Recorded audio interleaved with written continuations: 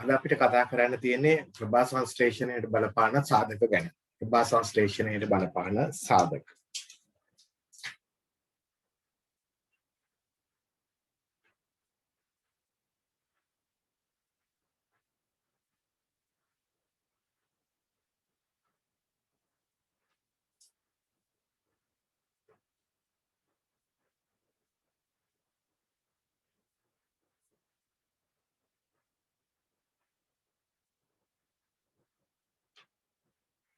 ප්‍රභා සංශ්ලේෂණයට බලපාන සාධක.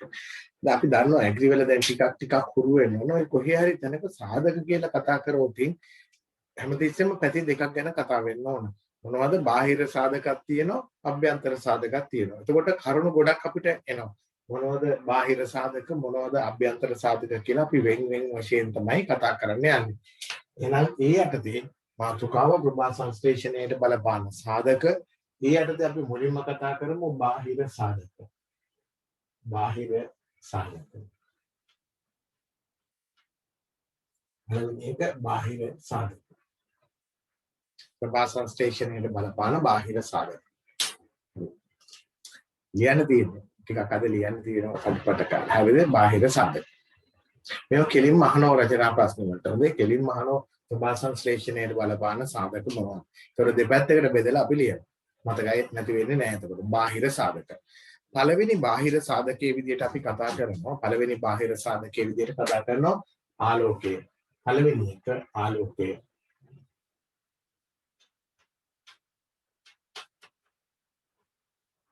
පළවෙනි බාහිර සාධකය අපි කතා කරනවා ආලෝකය ගැන. හරිනේ.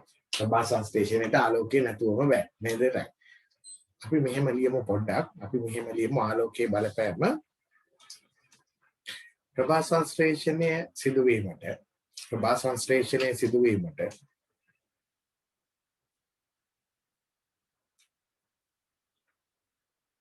අවශ්‍ය ශක්තිය ලැබෙනුයේ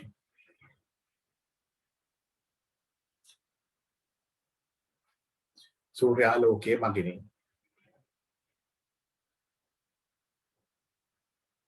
සූර්යාලෝකයේ මගිනි.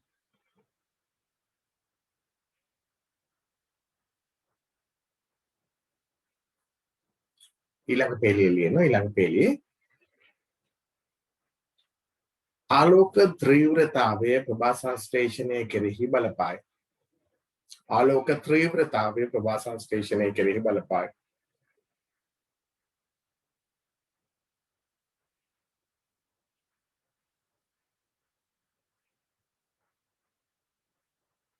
ඒ යටතේ ලියනවා. ඒ යටතේ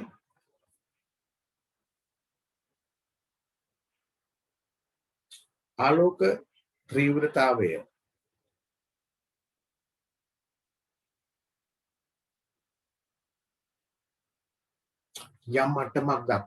යම් මට්ටමක් දක්වා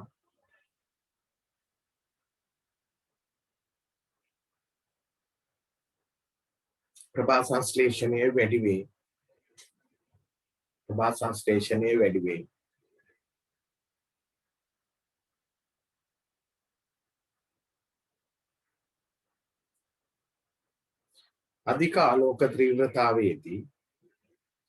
අධික ආලෝක ත්‍රිව්‍රතාවයේදී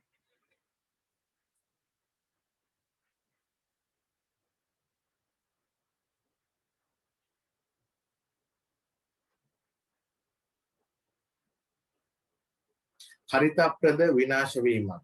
හරිතප්‍රද විනාශ වෙනවා. ඔබ දැකලා තියෙනවා ඔය ගස් කහපාට වෙන්නේ හින්දා ආලෝකයේ වැඩි තැන්වල.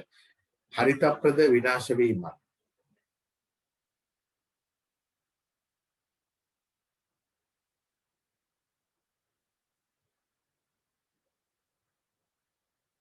උත්සේදනය අඩු කර ගැනීමට පූටිකා වැසීමක්. උත්සේදනය අඩු කර ගැනීමට පූටිකා වැසීමක්.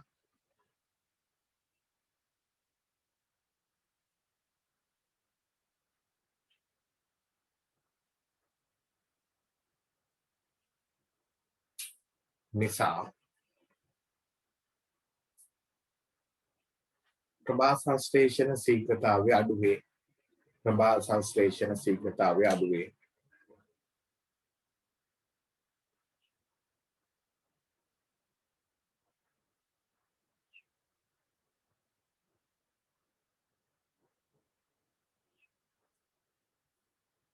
එතකොට යම් ප්‍රශස්ත ආලෝක ප්‍රමාණයක් තියෙන්න ඕන. right. මෙහෙම ලියනවා. ඊගා පොයින්ට් එක.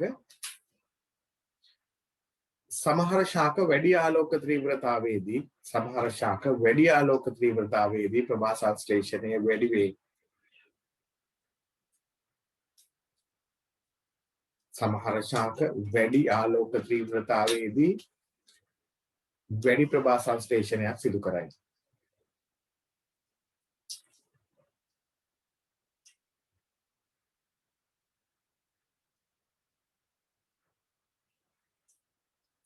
සමහර සෙවන ප්‍රිය ශාක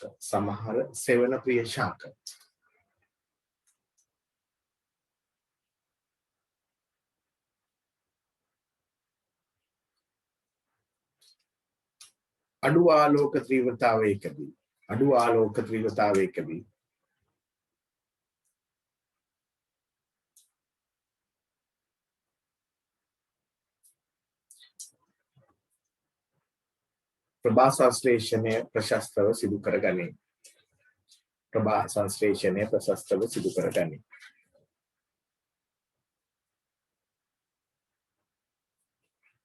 ප්‍රභා සංශ්ලේෂණය ප්‍රශස්තව සිදු කරගනී.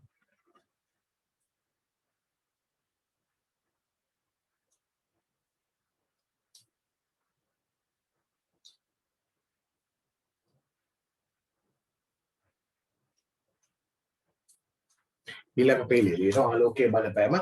අපි මේවා මීට කලින් කතා කරලා තියෙනවා ආලෝකයේ බලපෑම ඔය විශේෂයෙන් ආලෝකය ගැන කතා කරද්දී දෙවෙනි පාඩමේදී. අපි දෙවෙනි පාඩමේදී දේශගුණික සාධක ගැන කතා කරද්දී කතා කරලා තියෙනවා. ඒ නිසා ඒවත් පොඩ්ඩක් මතක තියාගන්න ආලෝකයේ බලපෑම කොහොමද කතා කරන්නේ කියලා. ඒවා ආයිම ඔක්කොම කතා කරන්න වෙන්නේ නැහැ. යම් ප්‍රමාණයක් තමයි අපිට කතා කරන්න තියෙන්නේ මෙතෙන්දී. ඊළඟ පොයින්ට් එක විදිහට ලියනවා ආලෝකයේ ගුණාත්මක භාවය. තීව්‍රතාවය විතරක් නෙමෙයි ප්‍රභා සංශ්ලේෂණයට බලපාන්නේ. ආලෝකයේ ගුණාත්මක භාවයද ප්‍රභා සංශ්ලේෂණයට බලපායි. ආලෝකයේ ගුණාත්මක භාවයද ප්‍රභා සංශ්ලේෂණයට බලපායි.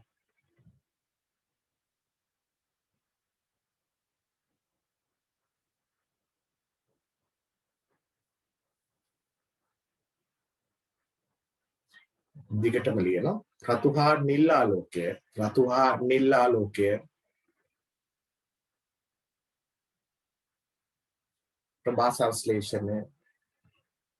ප්‍රභා සංශ්ලේෂණය වැඩි කරයි. රතු හා නිල් ආලෝකය ප්‍රභා සංශ්ලේෂණය වැඩි කරයි.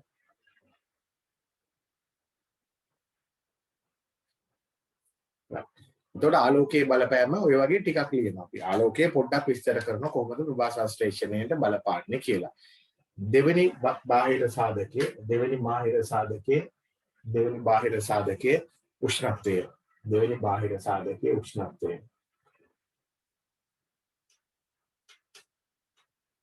දෙවෙනි බාහිර සාධකයේ උෂ්ණත්වය.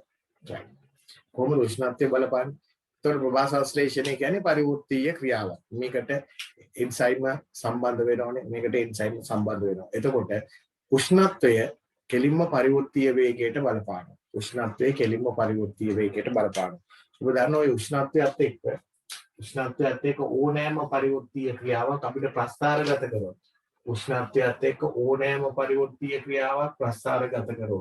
මේ වගේ ප්‍රස්ථාරයක් තමයි අපිට ලැබෙන්නේ. අපි හිතමු මේ පැත්තට ප්‍රභා සංශ්ලේෂණය ගත්තා. ප්‍රභා සංශ්ලේෂණය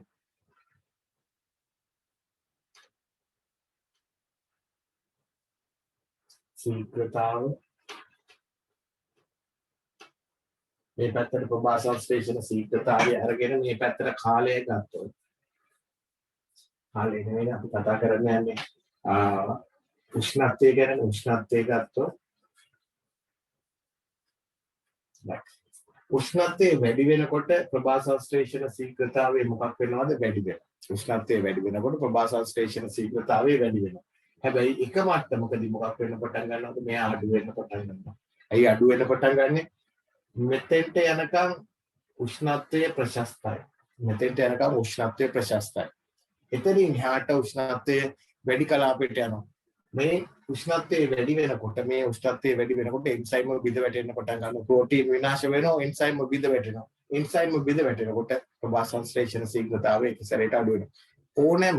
ඕනෑම පරිවෘත්තීය ක්‍රියාවක උෂ්ණත්වයේ බලපෑම ওই විදිහට. උෂ්ණත්වයේ බලපෑම ওই විදිහට තමයි තියෙන ඕනෑම පරිවෘත්තීය ක්‍රියාවලියක. හරි නේද? right. උෂ්ණත්වය පොඩ්ඩක් මේ විදිහට රූප සටහන යද ගන්න, ප්‍රස්ථාරය යද ගන්න. මේ විදිහට ප්‍රස්ථාරය යද ගන්න.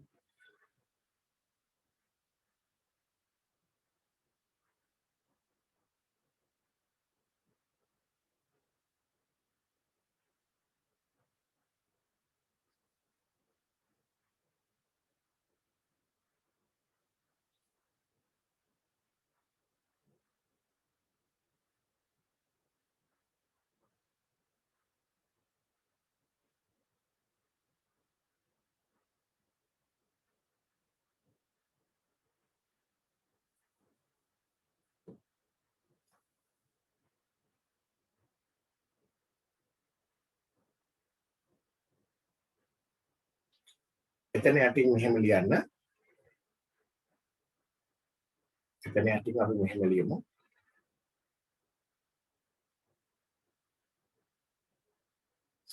ප්‍රභා සංශ්ලේෂණයේ පරිවෘත්තීය ක්‍රියාවක් බැවින්. ප්‍රභා සංශ්ලේෂණයේ පරිවෘත්තීය ක්‍රියාවක් බැවින්. ප්‍රභා සංශ්ලේෂණයේ පරිවෘත්තීය ක්‍රියාවක් බැවින්.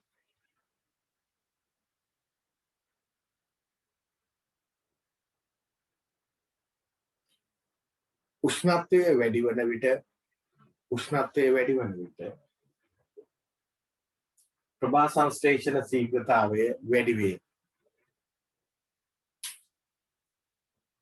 උෂ්ණත්වය වැඩි වන විට ප්‍රභා සංශ්ලේෂණ ශීඝ්‍රතාවය වැඩි වේ.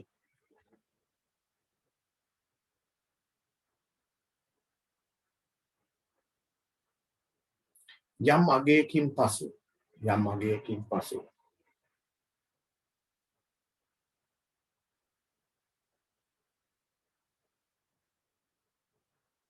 එන්සයිම වලට බලපෑම් ඇතිවීමෙන්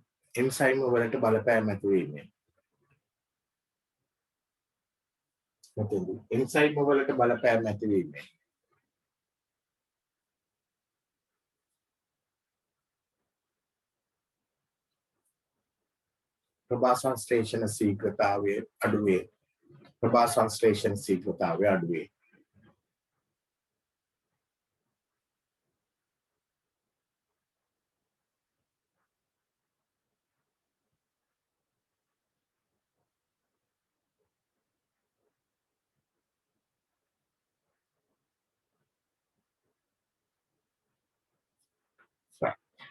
ඊළඟට අපි පොඩ්ඩක් කතා කරමු. හරිද? එතකොට උෂ්ණත්වයේ බලපාන්නේ මේ විදිහට තමයි ප්‍රභා සංශ්ලේෂණය සඳහා. right.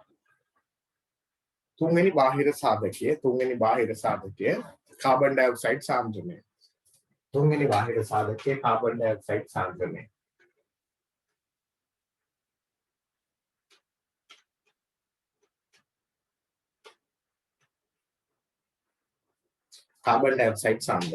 right. මේ දක්වා කතා කරපු ආලෝකයේ උෂ්ණත්වයේ වගේ සාධක අපි වගේ ඝර්ම කලාපීය රටවල් වලට සීමාකාරී සාධකයක් නෙමෙයි. ආලෝකය නෑම. ආලෝකයේ හිඟයක් නැතුව අපිට තියෙනනේ. හැබැයි උෂ්ණත්වය වැඩි වෙන්න පුළුවන්. උෂ්ණත්වය අඩු වෙන පැත්තේ අපි ඉතර ලොකු සීමාකාරී සාධක එන්නේ නෑ අපේ රටවල් වලට. හැබැයි කාබන් ඩයොක්සයිඩ් සාන්ද්‍රණය බොහෝ වෙලාවට ප්‍රභා සංශ්ලේෂණයේ සීමාකාරී සාධකයේ බවට පත් වෙනවා. ඒ කියන්නේ ප්‍රභා සංශ්ලේෂණයේ පාලනය වෙන්නේ මේ වගේ රටවල් වල මේවා ඕනතරම් තියෙන නිසා කාබන් ඩයොක්සයිඩ් සාන්ද්‍රණය මත. හේතුව වායුගෝලයේ තියෙන කාබන් ඩයොක්සයිඩ් සාන්ද්‍රණය නියතයක් නිසා. වායුගෝලයේ තියෙන කාබන් ඩයොක්සයිඩ් සාන්ද්‍රණය නියතයක් නිසා. හරිද? අපි ගත්තොත් කාබන් ඩයොක්සයිඩ් වල හැසිරීම මේ වගේ අපිට ප්‍රස්ථාරයකින් ඇදලා පෙන්නන්න පුළුවන් කලින් වගේ. මෙන්න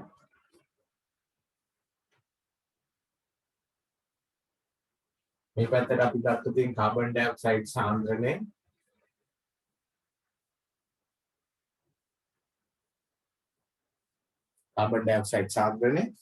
ඒක ආරම්භයේදී මේ වගේ වැඩි වෙනවා. ආරම්භයේදී ওই වගේ වැඩි වෙනවා. හරිද?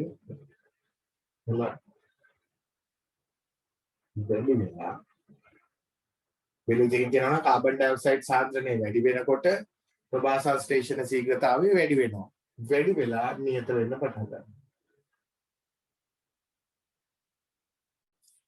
වෙලා නියත වෙන්න පටන් ගන්නවා. හේතුව අනිකුත් සාධක දැන් කාබන් ඩයොක්සයිඩ් වැඩි වෙලා යනවා. එතනින් පස්සේ අනිකුත් සාධක ඌනතාවයට ලක් වෙනවා. කාබන් ඩයොක්සයිඩ් වැඩි කරාට හරියන්නේ නැහැ. මතක තියාගන්න ප්‍රභා සංශ්ලේෂණයට බලපාන සාධක ගොඩක් තියෙනවනේ. එතකොට එක සාධකයක් විදිහට එක සාධකයක් ගොඩක් වැඩි කරාට වැඩක් නැහැ. අනිත් සාධක වල බලපෑම එතකොට එනවා. එතකොට අනිත් සාධක වල බලපෑම නිසා මෙයා නියතයටපත් වෙනවා. තවදුරටත් එයා වැඩි කරන්න බෑ. තවත් ගොඩක් වැඩි කරොත් ශ්වසනයට බලපෑම් ඇති වෙනවා. ශ්වසනයට බලපෑම් ඇති වෙලා සමහර වෙලාවට මෙයා අඩු වෙන්නත් පුළුවන්. හේතුව ගහට ශ්වසනය වුණේ නැත්නම් ගහ මැරෙන්න පුළුවන්. ඒ නිසා ශ්වසනයට බලපෑම් ඇති වෙන්න පුළුවන් කාබන් ඩයොක්සයිඩ් සාන්ද්‍රණය ගොඩාක් වැඩි කරොත්. ඒ නිසා ඔය වගාකරුවෝ විශේෂයෙන් ආරක්ෂිත ගෘහ තුල වගාකරුවෝ යම්කිසි ප්‍රමාණයක් සංවෘත ගෘහ තුල දැන් අපේ රටේ නම් හරි අඩුයි මේ වගේ ගෘහ සම්පූර්ණයෙන් ඔටෝමේට් කරපුවා. ඇතුළට යන්න බැරි වෙනවා කාබන් ඩයොක්සයිඩ් සාන්ද්‍රණය අපි වැඩි කරොත් ගෘහය තුල. නමුත් අපි යාන්ත්‍රීකරණය කරලා තියෙනවා නම් සම්පූර්ණයෙන්ම ගෘහය. එතකොට අපිට ඇතුළට යන්න වැඩක් නැහැනේ. ඒ වගේ තැන්වලදී සුළු වශයෙන් කාබන් ඩයොක්සයිඩ් සාන්ද්‍රණය වැඩි කරනවා. සුළු වශයෙන් කාබන් ඩයොක්සයිඩ් සාන්ද්‍රණය වැඩි කරනවා ආරක්ෂිත ගෘහය තුල. එතකොට ප්‍රභා සංශ්ලේෂණ ශීඝ්‍රතාවය වැඩි වෙනවා මේ කලාපයේදී. වැඩි වෙලා අපිට ආශ්‍රයන වැඩි කර ගැනීමේ හැකියාවක් තියෙනවා. ප්‍රස්තාරය යද ගන්න ඊට පස්සේ අපි පොඩ්ඩක් ලියලා දාමු.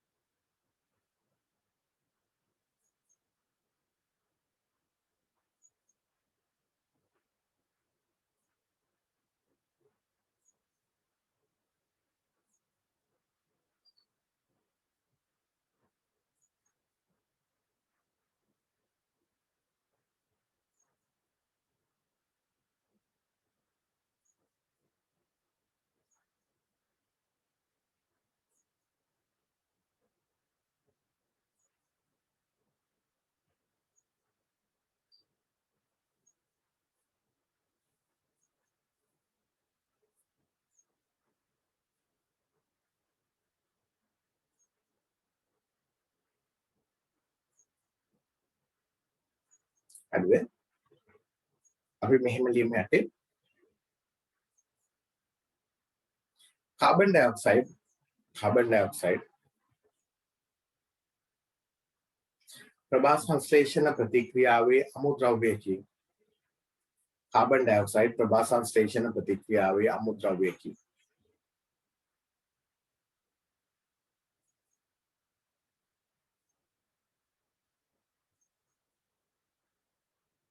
එම නිසා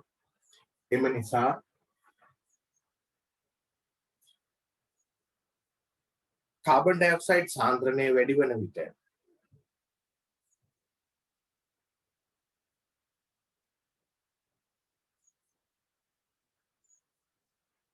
ප්‍රභා සංශ්ලේෂණ ශීඝ්‍රතාවය වැඩි වේ. ප්‍රභා සංශ්ලේෂණ ශීඝ්‍රතාවය වැඩි වේ.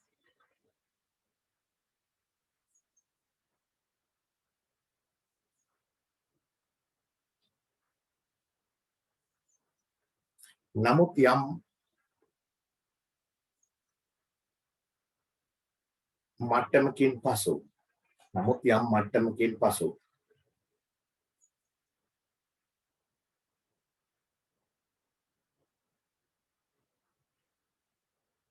තවදුරටත් කාබන් ඩයොක්සයිඩ් සාන්ද්‍රණය වැඩි කරන විට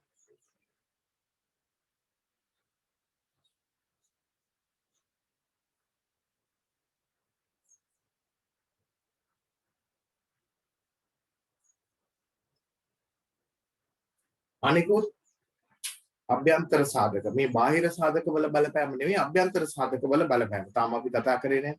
අනිකුත් අභ්‍යන්තර සාධක වල බලපෑම හේතුවෙන් අනිකුත් අභ්‍යන්තර සාධක වල සීමාකාරී බලපෑම් හේතුවෙන්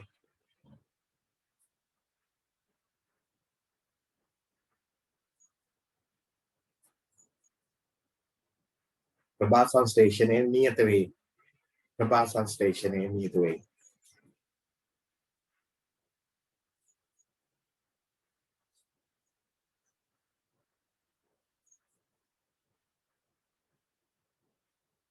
ඊළඟ පේලිය ලියන උතන යටි ඝර්මකලාපීය රටවල බොහෝ විට ඝර්මකලාපීය රටවල බොහෝ විට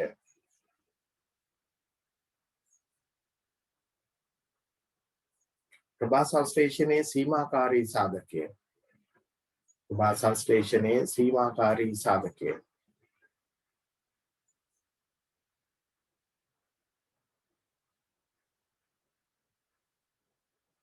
CO2 සාන්ද්‍රණය වේ CO2 සාන්ද්‍රණය වේ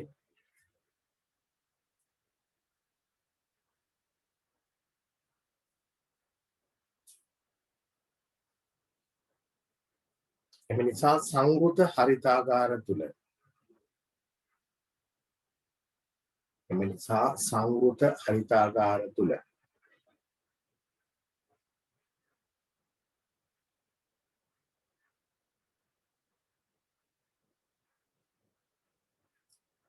ප්‍රභා සංශ්ලේෂණ සංවෘත හරිතාගාර තුල කාබන් ඩයොක්සයිඩ්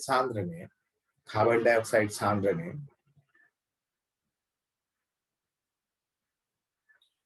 සුළු වශයෙන් වැඩි කිරීමෙන් කාබන් ඩයොක්සයිඩ් සාන්ද්‍රණය සුළු වශයෙන් වැඩි කිරීමෙන්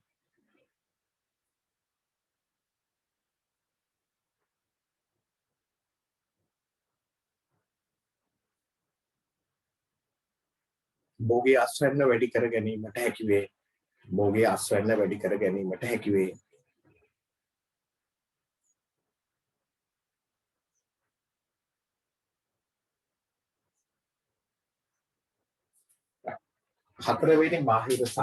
හතරවෙනි බාහිර සාධකය ජලය බිඩන යා අමුද්‍රව්‍යයක් ඒ නිසා එයත් අපිට බලපානවා ඍජුවට හතරවෙනි එක ජලය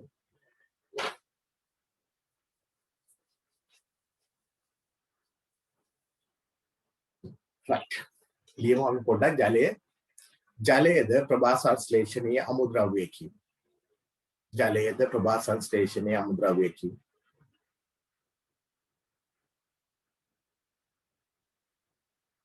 මෙතන මෙහිම අපි ලියන්නේ නැහැ ජලය වැඩි වෙන විට ප්‍රභා සංශ්ලේෂණය වැඩි වෙයි එහෙම වෙන්නේ නැහැ නමුත් ප්‍රභා සංශ්ලේෂණය හොඳට සිද්ධ වෙන්න නම් ශාකයට ප්‍රශස්ත ජලය තියෙනවා ජලය ප්‍රශස්තව තිබුණොත් ශාකය තුල සමස්ත පරිවෘත්තීය ක්‍රියා හොඳට සිද්ධ වෙනවා ඒකේ ප්‍රතිඵලයක් විදිහට මොකද වෙන්නේ ප්‍රභා සංශ්ලේෂණත් හොඳට සිද්ධ වෙනවා අපි හිතමු ශාකයේ ජල ඌනතාවයේ තියෙනවනම් අනිත් ඔක්කොම හොඳට තිබුණත් ආලෝකය හොඳට තිබුණත් කාබන් ඩයොක්සයිඩ් හොඳට තිබුණත් අනිකුත් අභ්‍යන්තර සාධක ගස්වල හොඳට තිබුණත් ප්‍රභා සංශ්ලේෂණයට බලපෑමක් ඇති වෙනවා හේතුව සෑම පරිවෘත්තීය ක්‍රියාවකටම ජලය අවශ්‍ය වෙනවා මාධ්‍ය විදියට ඒ නිසා right එහෙම ලියමු ජලය මැනවින් ලැබෙන ශාකවලට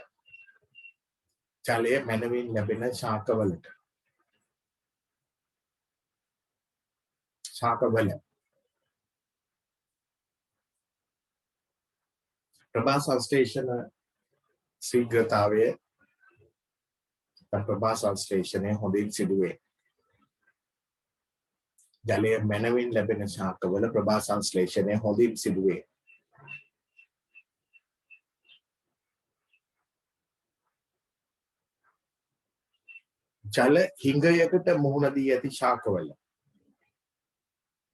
ජල හිඟයකට මුහුණ දී ඇති ශාකවල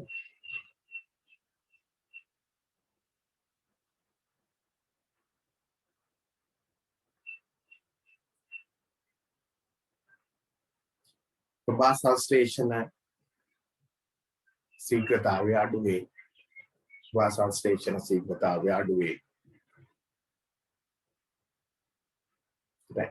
ඒකට බලපාන්නේ මෙන්න මේ වගේ කතාවක්. හරිද පුතේ? මේ බලන්නකෝ. ඒක අපි වෙන විදිහකින් විස්තර කරගෙන ඒක මෙන්න මෙහෙමයි අපි කියන්නේ.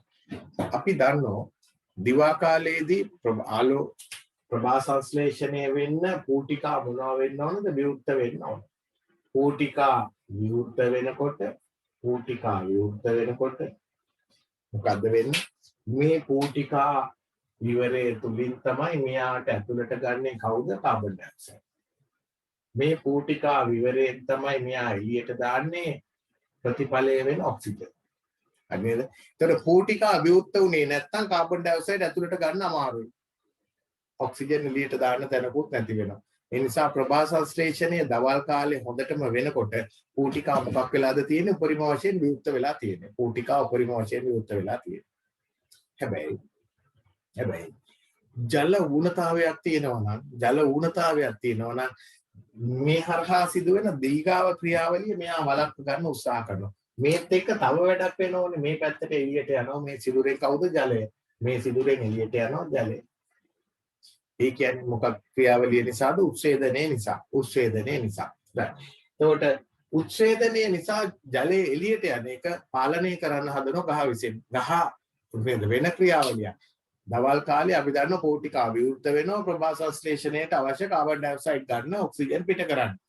හැබැයි ජල ඌනතාවයකට ගහ ලක් වෙච්ච ගමන් ගහ උත්සාහ කරන ප්‍රභා සංශ්ලේෂණයත් ඕන තමයි. හැබැයි ඊට කලින් මැරෙන්නේ නැතුව ඉන්න eBay. ඊට කලින් මැරෙන්නේ නැතුව ඉන්න ඕන. මැරෙන්නේ නැතුව ඉන්නව නම් තියෙන ජලය ටික ආරක්ෂා කරගන්න ඕන.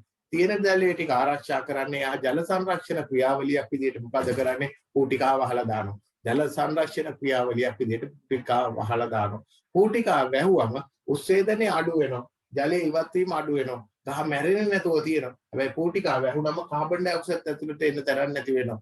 එතකොට ප්‍රභා සංශ්ලේෂණ ශීඝ්‍රතාවයේ සාපේක්ෂව අඩු වෙනවා. ඒ නිසා තමයි ජල ඌනතාවයේ තියෙන ශාකවලට ප්‍රභා සංශ්ලේෂණ ශීඝ්‍රතාවය අඩු වෙන්නේ. එහෙම නැත්නම් අස්වැන්න අඩු වීමට බලපාන නිසා කෙලින්ම ජල ඌනතාවයක් තියෙනවා නම් අස්වැන්න අඩු වීමට බලපානවා. ඒක ප්‍රභා සංශ්ලේෂණයට බලපාන නිසා. හරි නේද? දැන් අපි මෙහෙම ලියමු. ඔතන ඉස්සරහට අපි කතා කරනවා ශාක හෝමෝන වල බලපෑම ගැන කතා කරනවා. නැත්නම් ශාක වර්ධක යාමක වල බලපෑම ගැන කතා කරනවා. මෙන්න මේ ජල හිඟ අවස්ථාවේදී පූටිකා වැසී යාම ක්‍රියාවලිය පාලනය කරන ඇබ්සෙසික් අම්ලය කියන ශාක හෝමෝනෙන් නැත්නම් වර්ධක යාමකෙන් ඇබ්සෙසික් අම්ලයේ ක්‍රියාවලියක් තමයි මේක. ඒක ඇබ්සෙසික් අම්ලය පූටිකා වහන්න හැමතිස්සෙම උත්සාහ කරන මොන වුණොත් ජල හිඟ වුණොත් එතකොට ප්‍රභා සංශ්ලේෂණයේ වීම අඩු වෙන්න හේතු වෙනවා. රයිට් මෙහෙම ලියමු. එතන යටින්ම ජලය ගැන කතා කරද්දී ශාකයේ ජල හිඟයකට ලක් වී ඇති විට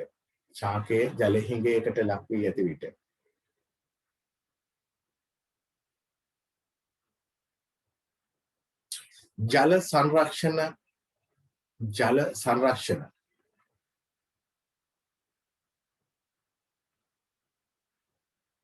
පියවරයක් ලෙස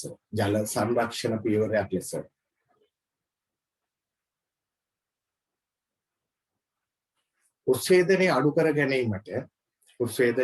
ගැනීමට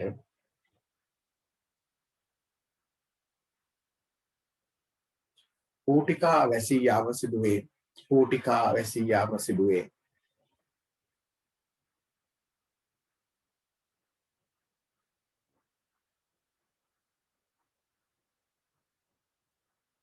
එවිට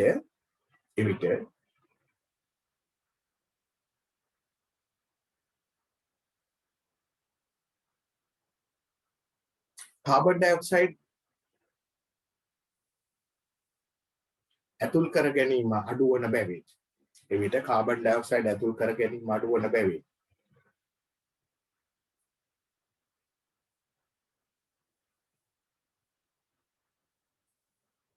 ප්‍රභා සංශ්ලේෂණය අඩුවේ.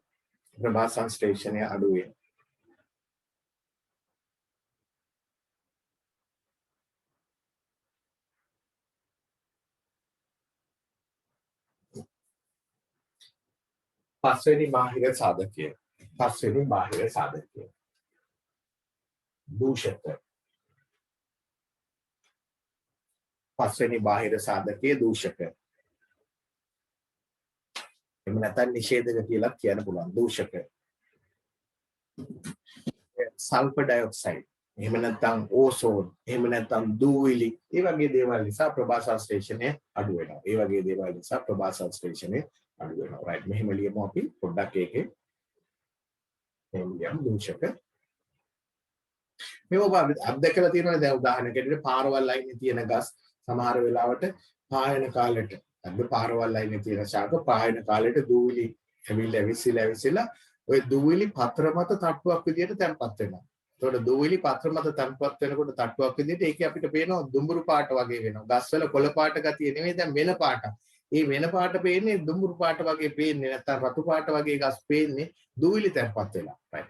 එතකොට පත්‍ර මත දූවිලි ස්තරයක් තියෙනකොට පත්‍ර මතට හරියට ආලෝකය වැටෙන්නේ නැහැ. හරිද? එතකොට ප්‍රවාහසංශ්ලේෂණ ශීඝ්‍රතාවය මොකද්ද වෙන්නේ? අඩු වෙලා යනවා. ආයෙම වැස්සක් ආවම අර දූවිලි ටික හේදිලා යනවා. ආයෙම ගස් ටික ලස්සනට කොළ පාටයි. දැන් ආයෙ ප්‍රවාහසංශ්ලේෂණය වැඩි වෙන්නේ යන්න හැකියාවක් තියෙනවා. ඒතර දූවිලි තැන්පත් වීම නිසා ඒ වගේ වෙන්නේ අනිකුත් ಜಾති නිෂේධක වගේ තියෙන දේවල් ප්‍රවාහසංශ්ලේෂණ අඩු කරන විශේෂයෙන් සල්ෆර් ඩයොක්සයිඩ් වගේ දේවල්. right. අපි චුට්ටක් ලියලා දාමු. මෙහෙම පත්‍ර මත දූවිලි තැන්පත් වීම. පත්‍ර මත දූවිලි තැන්පත් වීම.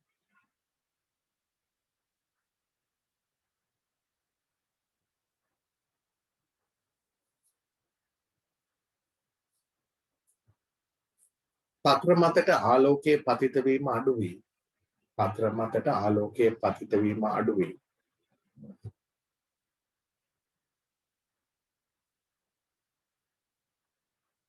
ප්‍රවාහසංශ්ලේෂණය අඩු කරයි. පත්‍ර මතට ආලෝකයේ පතිත වීම අඩු වී ප්‍රවාහසංශ්ලේෂණය අඩු කරයි.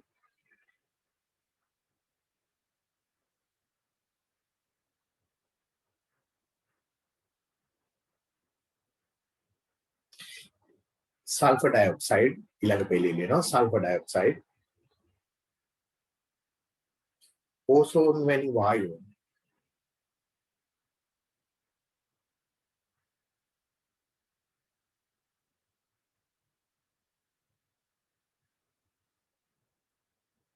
පත්‍රවලට හානි ඇති කිරීමෙන් ඒවා දූෂක හොඳේ පත්‍රවලට හානි ඇති කිරීමෙන්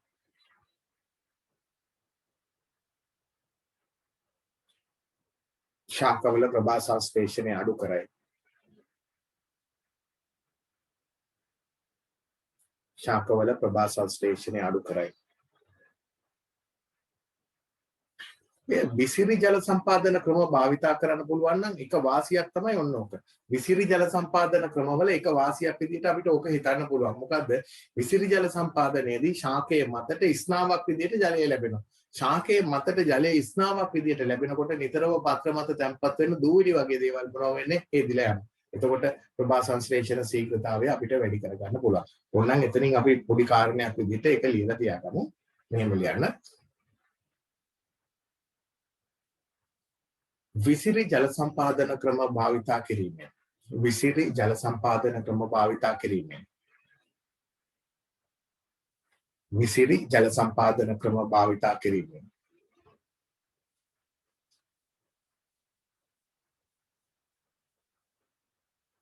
ජලයේ පත්‍ර මතට ස්නාවක් ලෙස ලැබෙන නිසා ජලයේ පත්‍ර මතට ස්නාවක් ලෙස ලැබෙන නිසා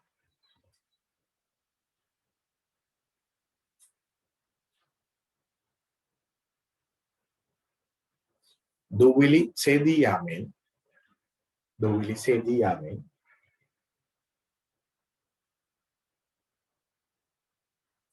ප්‍රභාසංශ්ලේෂණය වැඩි කර ගැනීමට හැකි වේ. ප්‍රභාසංශ්ලේෂණය වැඩි කර ගැනීමට හැකි වේ.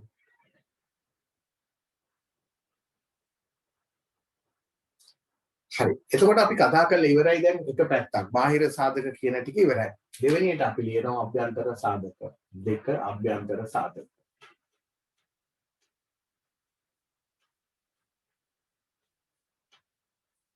දෙවෙනි එක අභ්‍යන්තර සාධක.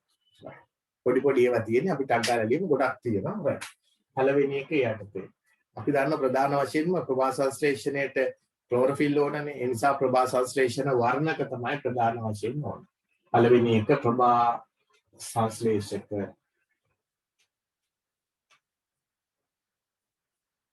වර්ණක. ප්‍රභාසංශ්ලේෂණ වර්ණක.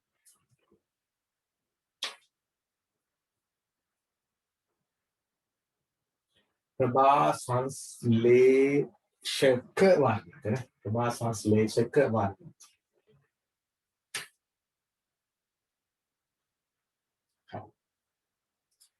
අපි දන්න ප්‍රධාන වශයෙන්ම ප්‍රභා සංශ්ලේෂණය සඳහා වැදගත් වෙන්නේ ක්ලෝරොෆිල් A සහ ක්ලෝරොෆිල් B. ක්ලෝරොෆිල් තමයි ප්‍රධාන වශයෙන්, ඒනොත් ක්ලෝරොෆිල් A සහ B තමයි ප්‍රධානම වර්ණක. ඊට අමතරව සමහර ශාකවල කැරොටින්, සැන්තොෆිල් වගේ වර්ණකත් බලපානවා කියලා අපි මුලින්ම කතා කරා. රයිට්. අය චුට්ටක් ලියලා දානවා ඔය එක. මෙහෙම ලියනවා. ප්‍රභා සංශ්ලේෂණයේදී ආලෝක ශක්තිය. ප්‍රභා සංශ්ලේෂණයේදී ආලෝක ශක්තිය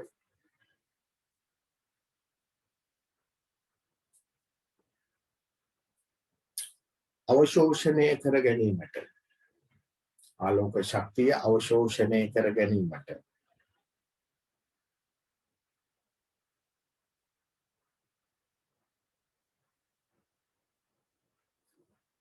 ශාකවල ප්‍රභා සංශ්ලේෂක වර්ණක වැදගත් වේ. ශාකවල ප්‍රභා සංශ්ලේෂණ වර්ණක වැදගත් වේ. ශාකවල ප්‍රභා සංශ්ලේෂක වර්ණක වැදගත් වේ.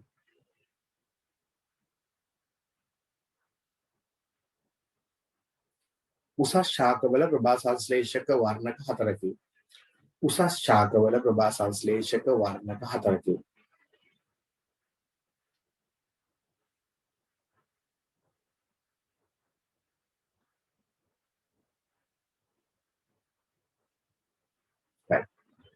පළවෙනි එක chlorophyll A, chlorophyll simple A හොඳේ, chlorophyll simple A කමා chlorophyll simple B එදින තමයි කොළ පාට දෙන්නේ. කැරොටින්,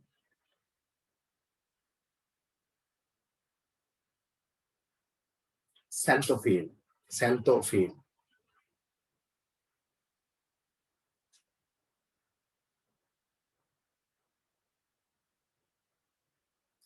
මේ අතුරින් ප්‍රභා සංශ්ලේෂණයට ඍජුවම දායක වන්නේ. මේ අතුරින් ප්‍රභා සංශ්ලේෂණයට ඍජුවම දායක වන්නේ.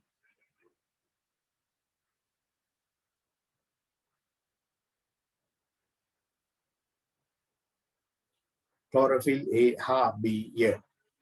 chlorophyll A හා B ය.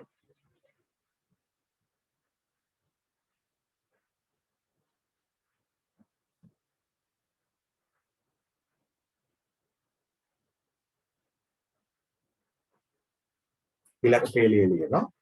ඊළඟ පේළිය. අධික සූර්යාලෝක තීව්‍රතාවය. අධික සූර්යාලෝක තීව්‍රතාවය.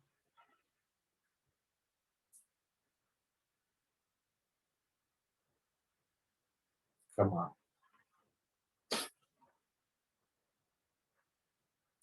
නයිට්‍රජන් වැනි ඌනතාරෝ ලක්ෂණ. නයිට්‍රජන් ඌනතාවය. නයිට්‍රජන් ඌනතාවය. එහෙම කියමු නයිට්‍රජන් ඌනතාවය.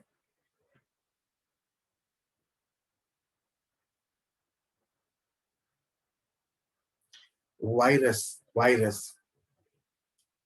රෝග.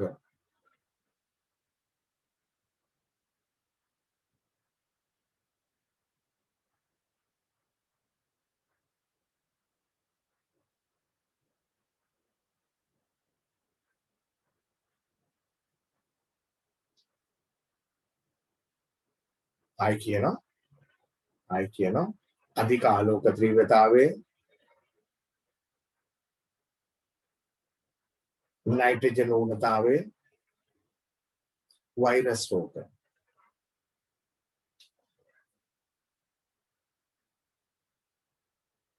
නිසා ක්ලෝරොෆිල් බිඳ වැටීමෙන් කහ පාට වෙනවනේ. ඔය හැම එකේදීම කහ පාට වෙනවා. කහ පාට වෙනවා කියන එකේ තේරුම ක්ලෝරොෆිල් බිඳ වැටෙනවා. ක්ලෝරොෆිල් බිඳ වැටීමෙන් ප්‍රභා සංශ්ලේෂණය අඩු වේ. ක්ලෝරොෆිල් බිඳ වැටීමෙන් ප්‍රභා සංශ්ලේෂණය අඩු වේ. ඔය හැම එකේදීම පත්‍ර කහ පාට වෙනවා. පත්‍ර කහ පාට වෙනවා කියන්නේ ක්ලෝරොෆිල් බිඳ වැටෙනවා. ඒකට ප්‍රභා සංශ්ලේෂණය අඩු වෙනවා. ආලෝකය අල්ල ගන්න කෙනෙක් නැති වෙනවා.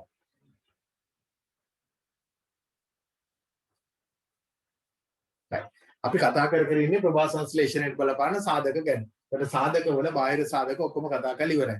දැන් ඉන්නේ අභ්‍යන්තර සාධක ගැන කතා කර. ඒකට පළවෙනි අභ්‍යන්තර සාධකේ කතා කරලා ඉවර කරා. මොකද්ද? ප්‍රභා සංශ්ලේෂණ වර්ණක කියන එක. රයිට්. දෙවෙනි අභ්‍යන්තර සාධකය. දෙවෙනි අභ්‍යන්තර සාධකය. පත්‍ර මධ්‍ය සෛලවල අඩංගු ජල ප්‍රමාණය. පත්‍ර මධ්‍ය සෛලවල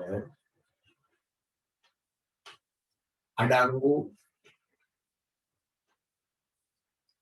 ජල ප්‍රමාණය.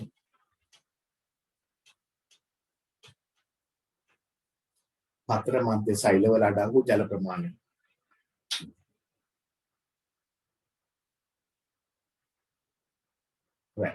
මේක තමයි මේකත් එක්ක සම්බන්ධ වෙන කතාව. right පූටිකා ඇරෙන්න වැහෙන්න බලපාන සාධකය තමයි මේක.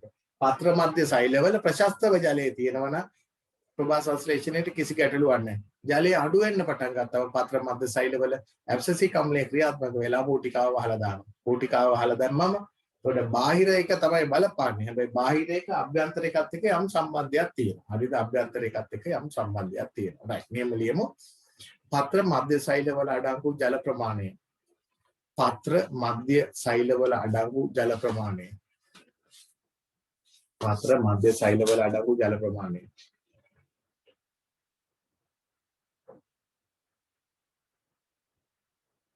ප්‍රශස්ත විට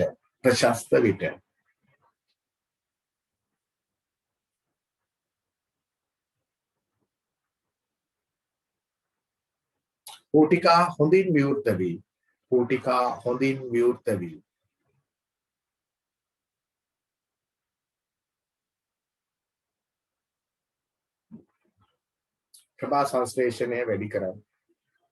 ප්‍රභා සංශ්ලේෂණය වැඩි කරයි. පූටිකා විවෘත වෙනකොට කාබන් ඩයොක්සයිඩ් ඇතුළට එනවා. ප්‍රභා සංශ්ලේෂණය වැඩි කරයි.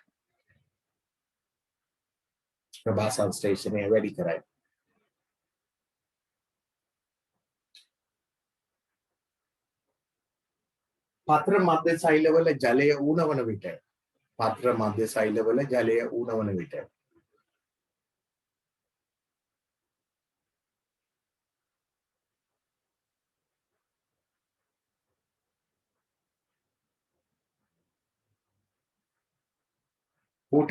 පූටිකා වැසී යෑමෙන්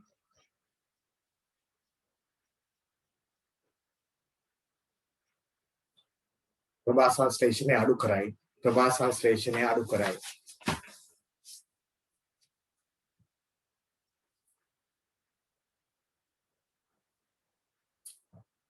ඊළඟට තුන්වෙනි අභ්‍යන්තර සාධකය. කඳෙහි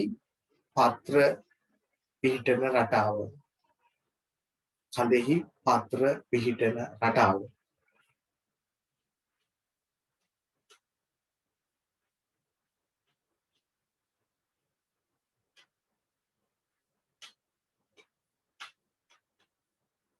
ගහක් ගත්තොත් පත්‍ර ආකාර කීපයකට පිහිටන්න පුළුවන්. අපි කලිනුත් සැරයක් මේක කතා කරා. මෙහෙම ගහක් තියෙනවා නම් පත්‍ර මේ විදියට තියෙනවා. කියන සූර්යාලෝකයේ දෙසට ආනතව තියෙනවා. එහෙම නැත්නම් පත්‍ර මෙහෙම පිහිටන්න පුළුවන්. සූර්යාලෝකයේ දෙසට සමාන්තරව තියෙනවා. නෑ සමාන්තරනේ ලම්බකව තියෙනවා. හරිද නැහැ? සූර්යාලෝකයේ මෙහෙම එනවනම් ලම්බකව තියෙනවා. නෑ. එහෙම නැත්නම් පත්‍ර මෙහෙම පිහිටන්නත් පුළුවන්. ගස්වල පත්‍ර ඔය ඕන විදියකට පිහිටන්න පුළුවන්. මතක තියාගන්න ප්‍රභා සංශ්ලේෂණයට වඩාම හොඳ අවස්ථාව මේක. මෙහෙම තියෙනකොට මේ පත්‍ර ආනතිය අතරින් යට ස්තර වලටත් ආලෝකය ලැබෙනවා. පත්‍ර එක ස්තරයක් නෙවෙයි ගස්වල තියෙන පත්‍ර ස්තර ගොඩක් තියෙනවා ගස්වල. ඒකට මෙහෙම තියෙනකොට මේ අතරින් යට ස්තර වලටත් ආලෝකය හොඳට ලැබෙනවා. මෙහෙම තිබුණොත් යට ස්තර වලට ආලෝකය ලැබෙන ප්‍රමාණය අඩු වෙනවා. ඒතකොට මතු පිට හොඳට ප්‍රභා සංශ්ලේෂණය වෙවි. හැබැයි යට ස්තර වලට ආලෝකය ලැබෙන්නේ නැහැ පත්‍රය. එතකොට ප්‍රභා සංශ්ලේෂණය අඩු වෙනවා. අපි හැම පත්‍රයකටම හොඳට ආලෝකය එන්න ඕන. එහෙම වුණාම තමයි ගහේ සමස්ත ප්‍රභා සංශ්ලේෂණය වැඩි වෙන්නේ. ඒකට වඩා හොඳ මේ විදිහට තියෙනකොට බව මතක තියාගන්න ඕනේ. හරි නේද? රයිට්. මෙහෙම ලියමු.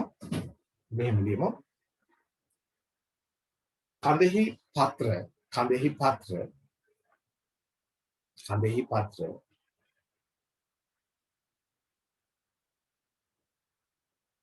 ආලෝකයේ දෙසට ආලෝකයේ දෙසට ආනතව දිශානත වීමෙන් ආනතව දිශානත වීමෙන්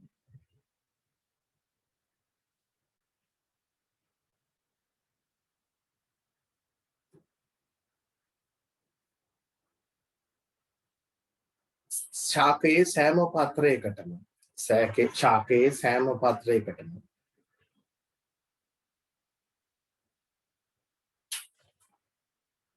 ප්‍රශස්තව ආලෝකය ලැබීමෙන්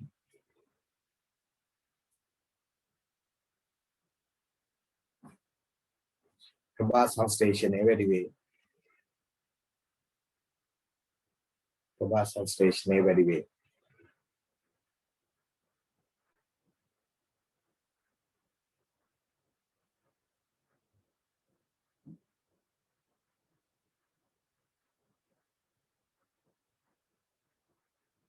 ඊළඟ කාරණය හතරවෙනි කාරණය පත්‍ර තලයේ ක්ෂේත්‍රඵලය පත්‍ර තල වල කියමු තල වල ක්ෂේත්‍රඵලය ප්‍රභා සංශ්ලේෂණයට බලපාන පත්‍ර තලවල ක්ෂේත්‍රඵලය ඒ කියන්නේ මෙහෙමත් හරිද මෙහෙම හිතන්න පුළුවන් ඔබට අපි හිතමු කිසියම් ගහක් තියෙනවා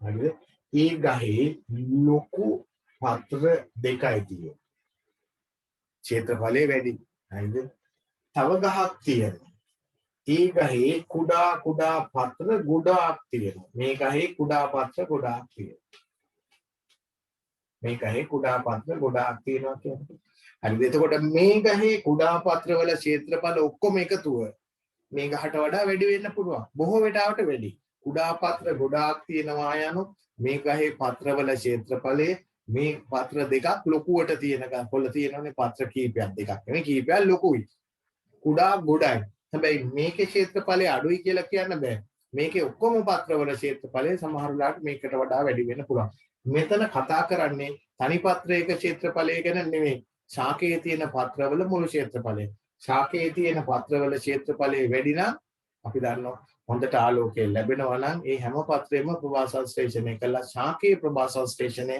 වැඩි කරගන්න. ශාකයේ ප්‍රභා සංශ්ලේෂණය වැඩි වෙනවා පත්‍රවල ක්ෂේත්‍රඵලය මත. හරිද? මෙහෙම ලියමු. ශාකයේ සමස්ත පත්‍රවල ක්ෂේත්‍රඵලය ශාකයේ සමස්ත පත්‍රවල ක්ෂේත්‍රඵලය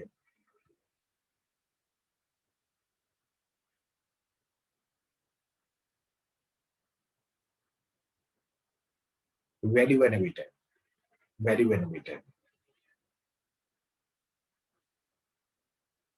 ප්‍රභා සංශ්ලේෂණ ශීඝ්‍රතාවය වැඩි වේ. ප්‍රභා සංශ්ලේෂණ ශීඝ්‍රතාවය වැඩි වේ.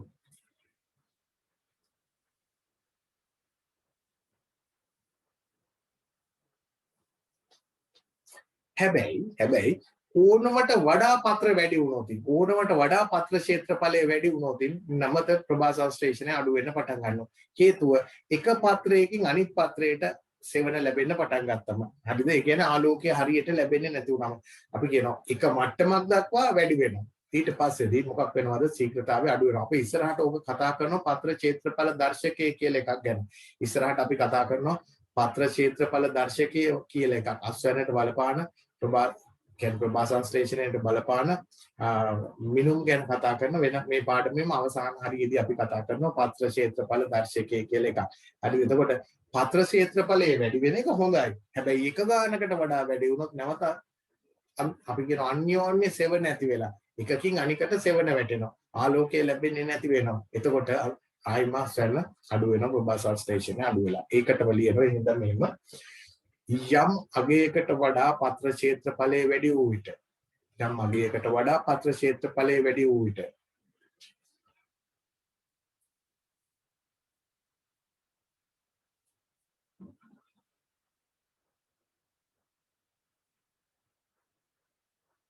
අන්‍යෝන්‍ය සෙවණ නිසා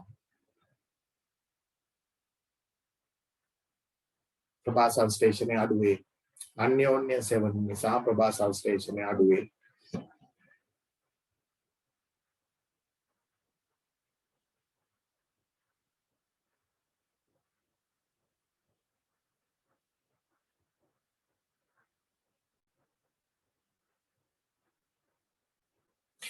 ඊළඟ සාධකයේ පස්වෙනි සාධකයේ කෝටිකා සංඛ්‍යාව. කෝටිකා සංඛ්‍යාව. ඒක හරි සරලයි. කෝටිකා වැඩි නම් හොඳයි. මෙහෙම ලියනවා. කෝටිකා සංඛ්‍යාව වැඩි වෙන විට ප්‍රභා සංශ්ලේෂණ ශීඝ්‍රතාවය වැඩි වේ. නැත්නම් ප්‍රභා සංශ්ලේෂණය වැඩි වේ.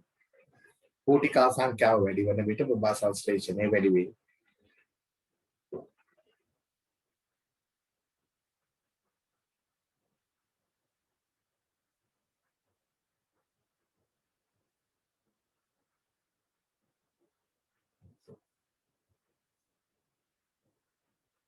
හයවෙනි එක පත්‍රවල වයස. පත්‍රවල වයස. වයස වැඩි වෙනකොට ඉතින් ප්‍රභා සංශ්ලේෂණ අඩු වෙනවා. ඒ හින්දානේ හලන්නේ. නේද? පරණ වෙනකොට පත්‍ර හලලා දානවා ගහ විසින්. වැඩක් නැහැ. ඒවයි ප්‍රභා සංශ්ලේෂණය වෙන්න බෑ. right. මෙහෙම ලියනවා. වයසට ලපටිහා මධ්‍යස්ථව මේරු පත්‍ර. ලපටිහා මධ්‍යස්ථව මේරු පත්‍ර.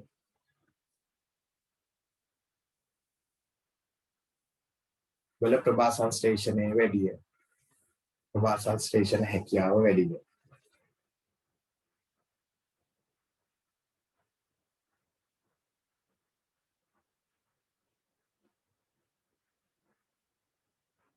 වයසට යත්ම පත්‍රවල ප්‍රභා සංශ්ලේෂණ හැකියාව අඩු වේ. වයසට යත්ම පත්‍රවල ප්‍රභා සංශ්ලේෂණ හැකියාව අඩු වේ.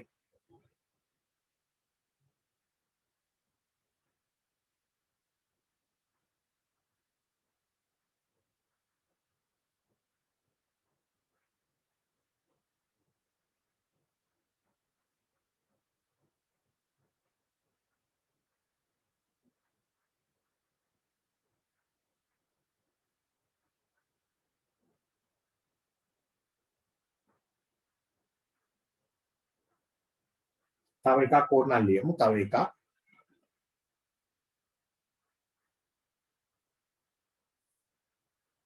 මොකද කියේ පත්‍රවල වයස.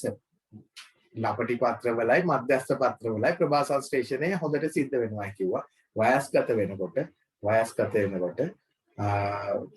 පත්‍ර වල ප්‍රභා සංශ්ලේෂණය අඩු වෙනවා කිව්වා. වයස්ගත වෙන විට පත්‍රවල ප්‍රභා සංශ්ලේෂණය අඩු වේ. ඒ කියන්නේ ගහ හලලා දාන්න ඒවා.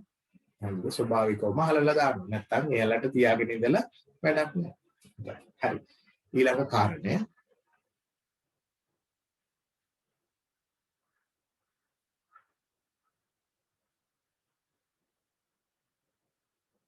කාරණය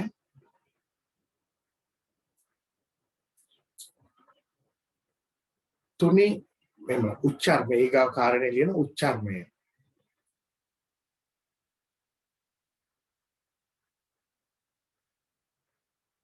උච්චාරණය තුනී වීම හා පාරදෘශ්‍ය වීම. ඊළඟ කාරණය උච්චාරණය.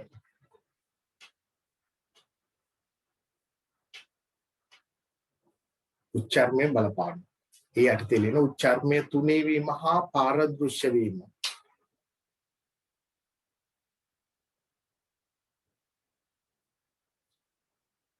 උච්චාරණය තුනී වීම හා පාරදෘශ්‍ය වීම. ප්‍රභා සංශ්ලේෂණය වැඩි කරයි. උච්චාරණය තුනී වීම හා පාරදෘශ්‍ය වීම ප්‍රභා සංශ්ලේෂණය වැඩි කරයි.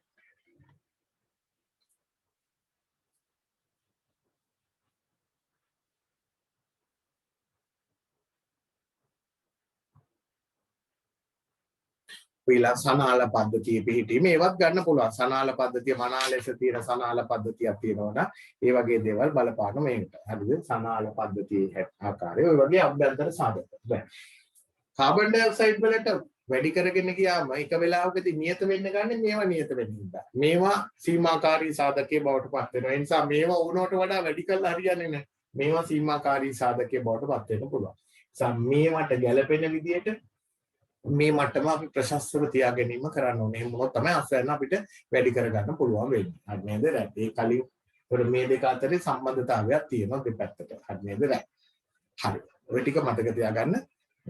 එතකොට ප්‍රභා සංශ්ලේෂණයට බලපාන සාධක තමයි අපි කතා කරලා ඉවර කරේ. හරි නේද?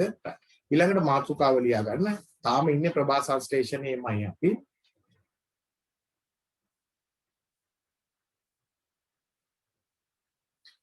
වැඩි ප්‍රභා සංශ්ලේෂණ කාර්යක්ෂමතාවය. වැඩි ප්‍රභා සංශ්ලේෂණ කාර්යක්ෂමතාවය.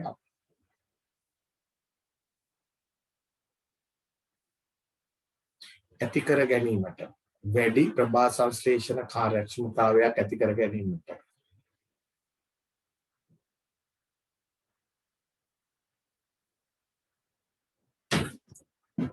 යොදාගත හැකි උපාය මාර්ග. යොදාගත හැකි උපාය මාර්ග. ඔන්න ඔය වගේ ප්‍රශ්න තමයි වැඩිපුර මහන්නේ විභාගෙට. හරිද? කෙලින්ම මේ වහනවටත් වඩා ඔන්න ඔය ප්‍රශ්නේ නිතරම අහන එක. වැඩි ප්‍රභා සංශ්ලේෂණ කාර්යක්ෂමතාවයක් පවත්වා ගැනීමට ගත හැකි උපාය මාර්ග මොනවද? යොදාගත හැකි උපාය මාර්ග මොනවද?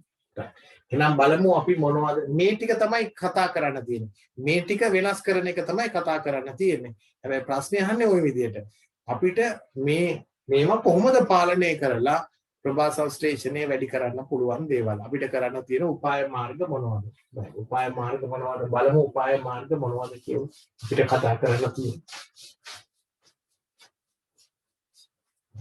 අපිට බෑනේ පත්‍ර තලය වැඩි කරන්න. එහෙම ඒවා කරන්න බෑනේ. හැබැයි අපිට ඕන නම් පත්‍ර තලය අඩු කරන්න පුළුවන්. පත්‍ර තලය අඩු කරන්නේ කොහොමද? ඒ වගේ ඒවා තමයි මේ හිතන්නේ. පත්‍ර තලය අඩු කරා නම් ගානට තියා ගන්න ඕන. වැඩි කරන්න බෑ.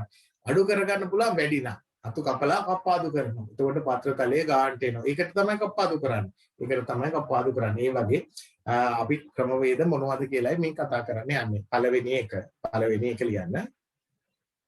ශාක අතර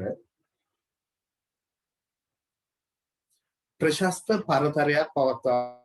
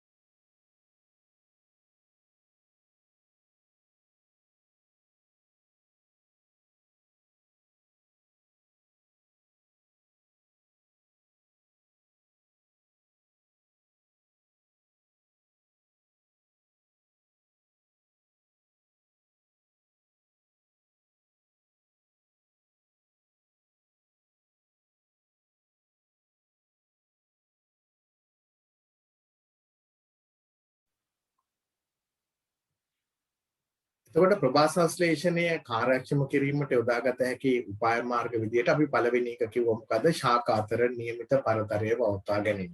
පළවෙනි එක කියන්න ලියන්න ශාක අතර නිවැරදි පරතරය පවත්වා ගැනීම. ඒ ගිහිලාවම ආයි පොඩ්ඩක් ජොයින්ට් එක ගහ ගන්න අමාරුයි නේද? කලින් තිබුණ තැනට. හරි. එතකොට ශාක අතර පරතරය නිවැරදිව පවත්වා ගැනීමෙන් කොහොමද ප්‍රභා සංශ්ලේෂණය කාර්යක්ෂම කරන්න පුළුවන් වෙන්නේ? අපි දන්නවා පැල අතර පරතරය ඕනවට වඩා ලං වුණොත් පැල අතර පරතරය ඕනවට වඩා ලං වුණොත් ගස් වලින් එක ගහකින් අනික් ගහට සෙවණ එනවා. එතකොට සෙවණ එනකොට හරියට ප්‍රභා සංශ්ලේෂණය වෙන්නේ ගස් වලට ප්‍රශස්තව ආලෝකය ලැබෙන්නේ නැති නිසා. අපි මෙහෙම ලියමු ඒක පොඩ්ඩක් විස්තර කරමු. පැල අතර පරතරය අඩු වන විට පැල අතර පරතරය අඩු වන විට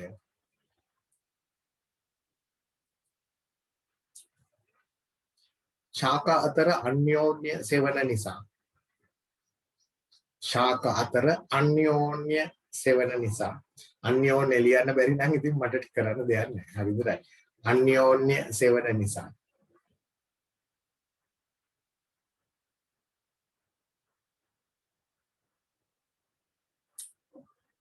ප්‍රභා සංශ්ලේෂණය අඩු වේ.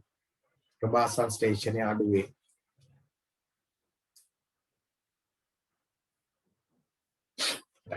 ඒකටම ලියනවා පැල අතර පරතරය වැඩි වුවහොත් හිමත් වෙන්න පුළුවන්. පැල අතර පරතරය වැඩි වුවහොත්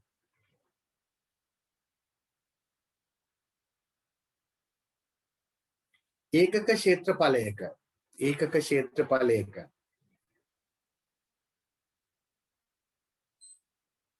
ඇති පැල සංඛ්‍යාව අඩු වීමෙන් ඒකක ක්ෂේත්‍රඵලයක ඇති පැල සංඛ්‍යාව අඩු වීමෙන්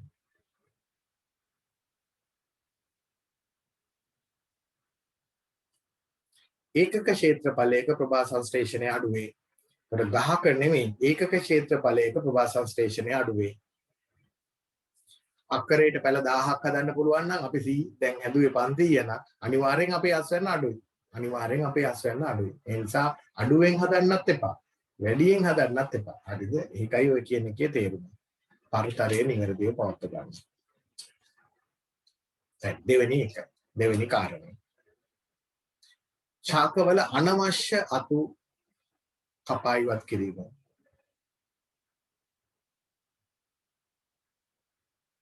ඊළඟ එක වේග වැඩි. හරි. ඊගාව එක ශාකවල අනවශ්‍ය අතු කපා ඉවත් කිරීම.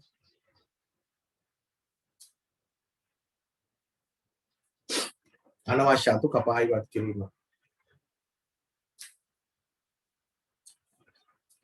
ඉස්සරලා ගන්නකො අනවශ්‍ය අතු කියන්නේ මොකද්ද? වැඩියෙන් තියෙන අතු. ආලෝකය ලැබෙන්නේ නැති අතු තියෙනවනම් අපි කියනවා දැන් මෙහෙම ගහ තියෙනවනම් හරිද? මෙහෙම අතු ඕමනේ ගහ සාමාන්‍යයෙන් හැදෙන්නේ. ඔය අතරේ මේ වගේ හරිය මෙහෙම ආයි අතු වෙනවා. ඔය දැකලා තියෙනවා. මේ වගේ හරියෙන් ආයි අතු වෙනවා. ගස්වල ස්වරූපය එහෙමයි. මේ අත හොඳ නැහැ තියෙන එක. මේ අත තිබුණොත් මොකද වෙන්නේ? මෙයාලට දැන් ආලෝකය හරියට ලැබෙන්නේ නැහැ. ඇයි ලැබෙන්නේ නැත්තේ? උඩ ස්තර වලින් පහළට ආලෝකයේ එන ප්‍රමාණය අඩු වෙලා තියෙනවා.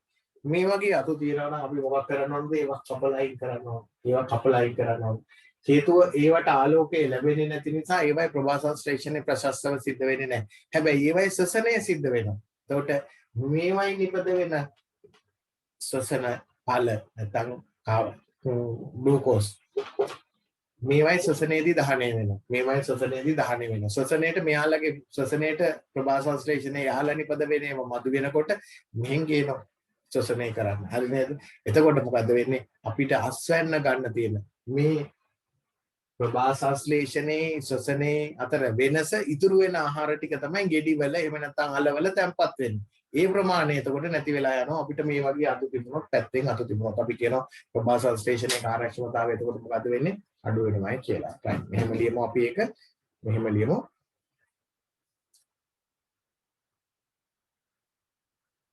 ආලෝකය ප්‍රශස්තව නොලැබෙන.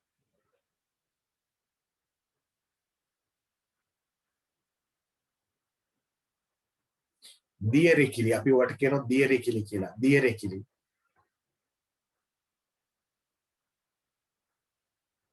සහ අතු. දියරෙකිලි සහ අතු. දියරෙකිලි සහ පහළ ස්තරවල අතු. එහෙම ලියමු. පහළ ස්තරවල අතු.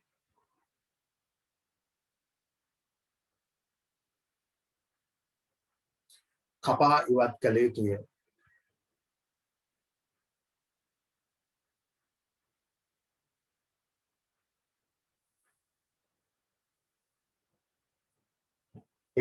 එවිට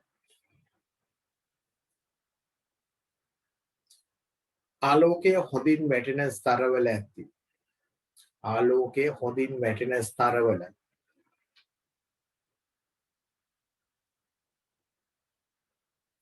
සිදුවන ප්‍රභා සංශ්ලේෂණ ඵල සිදුවන ප්‍රභා සංශ්ලේෂණ ඵල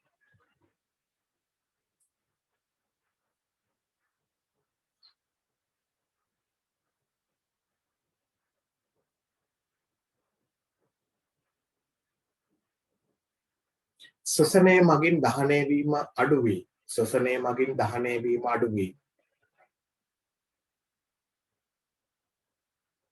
පහළ අතු නෑ ඒවයි ශ්වසනය වෙන්නේ නෑද ශ්වසනය මගින් දහනය වීම අඩු වේ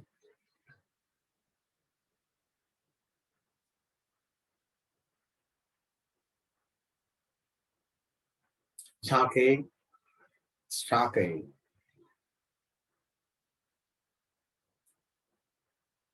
සංචිත ආහාර වැඩි වේ සංචිත ආහාර වැඩි වේ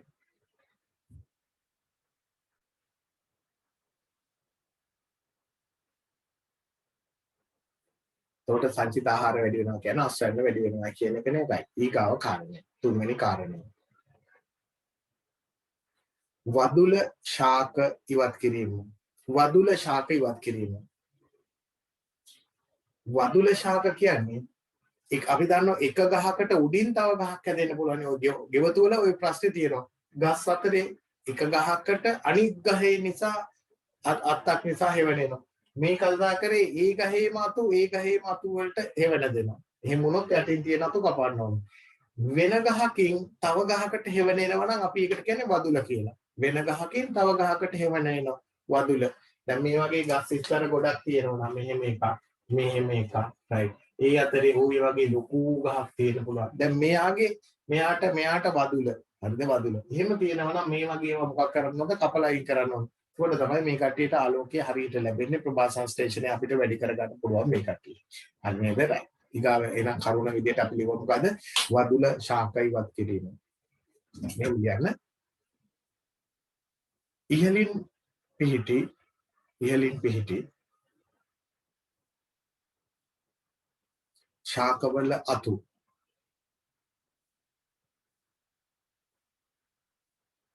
කපා ඉවත් කිරීමෙන්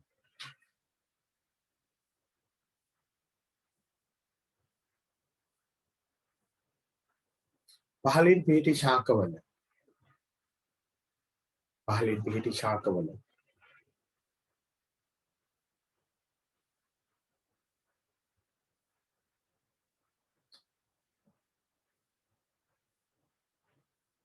ප්‍රභා සංශ්ලේෂණය වැඩි කරගත හැකිය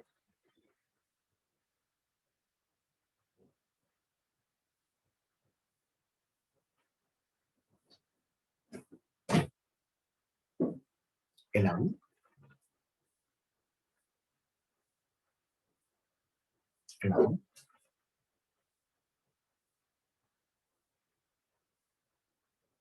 පහළ ශාකවලට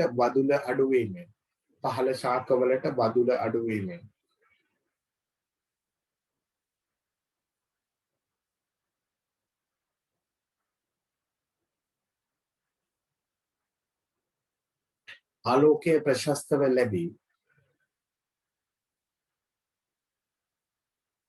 ආලෝකයේ ප්‍රශස්තව ලැබී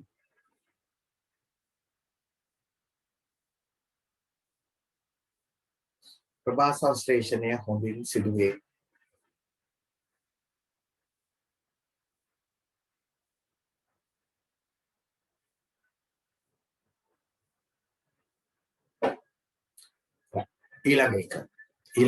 ඊළඟ කාරණය ශාක පෝෂක ප්‍රශස්තව ලබා දීම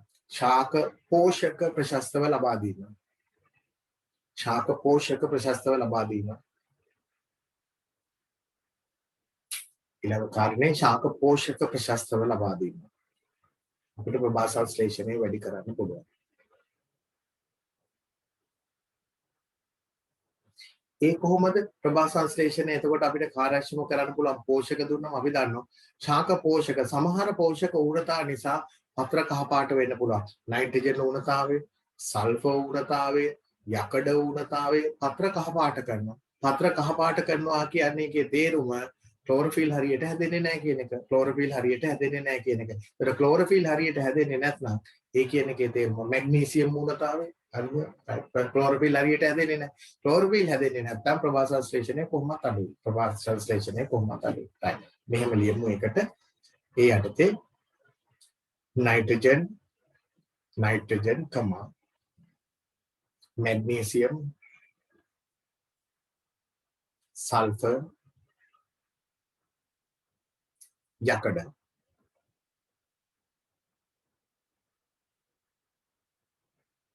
වැනි උණතාවයන් නිසා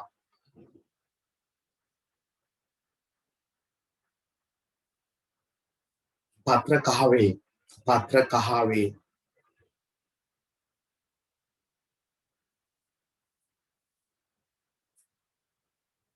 එනම් ක්ලෝරොෆිල් නිෂ්පාදනයට බාධා ඇති වේ. ක්ලෝරොෆිල් සංශ්ලේෂණයට බාධා ඇති වේ.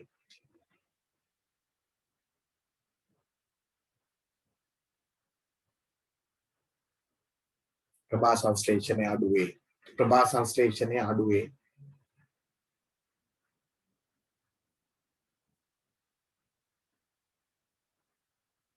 නිවැරදිව පෝෂක සැපීමෙන්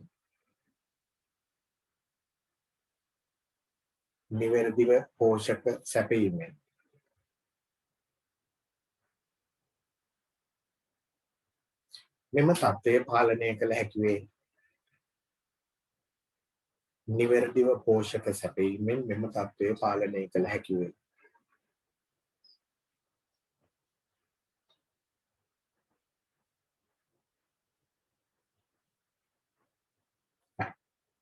වෙන මොනවද කරන්න තියෙන්නේ? ඊළඟ කාරණය රෝග හා පලිබෝධ පාලනය. ඊළඟ එක රෝග හා පලිබෝධ පාලනය.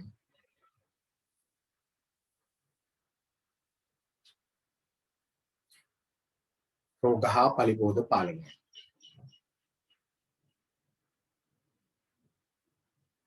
ප්‍රභා සංශ්ලේෂණය අපිට වැඩි කරගන්න පුළුවන්, කාර්යක්ෂම කරගන්න පුළුවන්. කොහොමද ඒ? හරිද? කොහොමද ඒ?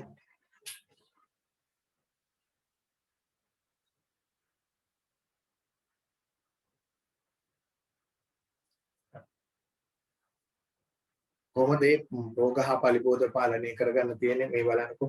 අපි කියවනේ වෛරස් රෝග නිසා පත්‍ර කහපාට වෙනවා කියලා. ඒ නිසා වෛරස් රෝග ඇති වෙන්න දෙන්නම බෑ. වෛරස් රෝග ඇති වුණොත් අනිවාර්යෙන් ප්‍රභා සංශ්ලේෂණයට බලපෑමක් ඇති වෙනවා. හරිද? පත්‍ර කහපාට වෙන නිසා. ඊළඟට ඔය පත්‍ර ආහාරයට ගන්න කට්ටිය ඉන්නෝනේ. අපි කියමු දලඹුවෝ, එහෙම නැත්නම් කීටයෝ, ඒ වගේ කට්ටිය පත්‍ර තලයෙන් කෑලි කනවා. පත්‍ර තලයෙන් කොටස් කාලා දානවා. ඒතකොට පත්‍ර තලයෙන් කොටස් කෑවම වෙන්නේ පත්‍ර ක්ෂේත්‍රඵලය මොකක් වෙනවද? අඩු වෙනවා. ඒතකොට උන් පාලනය කරන්න ඕනේ නැත්නම් ප්‍රභා සංශ්ලේෂණය අඩු වෙනවා. right. එහෙම නැත්නම් සමහර කට්ටිය ඉන්නවා යුසූරා බොන කට්ටිය. ඒතකොට පත්‍ර වලින් යුසූරා බිව්වම පත්‍ර ඇකිලෙනවා. ඔබ දැකලා තියෙනවා පත්‍ර නිකන් පොඩ වෙනවා කියන්නේ කොළ පොඩ වෙනවා. දැන් ඒතකොට පත්‍ර තලයේ දිගෑරෙන්නේ නැහැ. පත්‍ර තලයේ ඇඹරිලා ගිහිල්ලා තියෙනවා. ප්‍රභා සංශ්ලේෂණය මොකද්ද වෙන්නේ? අඩු වෙනවා. එහෙනම් ඒ වගේ කට්ටිය අපි මොකක් කරන්න ඕනද? පාලනය කිරීම කරන්න ඕනේ. right. මෙහෙම ලියමු අපි ඒකට. මෙහෙම ලියමු. වෛරස් රෝග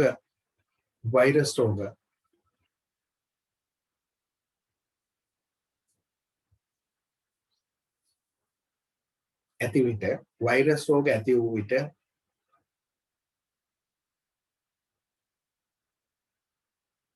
ක්ලෝරොෆිල් සංශ්ලේෂණයට ගැටලු ඇති වේ. ක්ලෝරොෆිල් සංශ්ලේෂණයට ගැටලු ඇති වේ.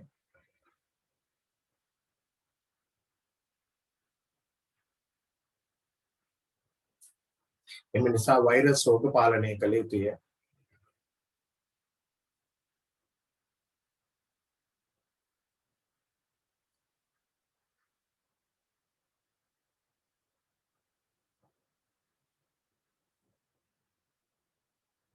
ඊළඟ පොයින්ට් එක ඒකෙමයි දලඹුවන් කීටයන්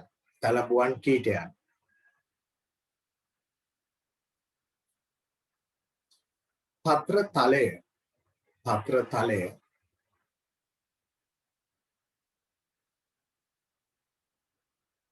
ආහාරයට ගැනීමෙන්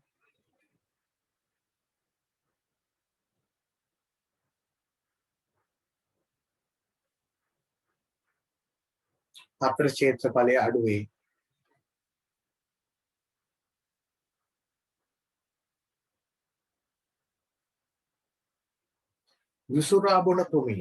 යුසුරා බොන තුමින්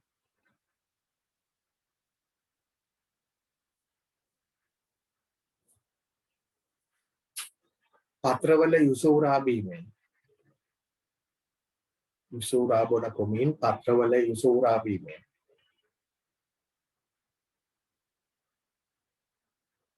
පත්‍ර හැකිලීම හෝ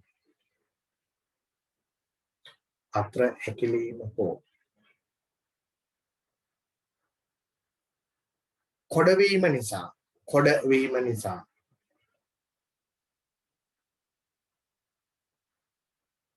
ප්‍රභා සංශ්ලේෂණ ක්ෂේත්‍රඵලය අඩු වේ.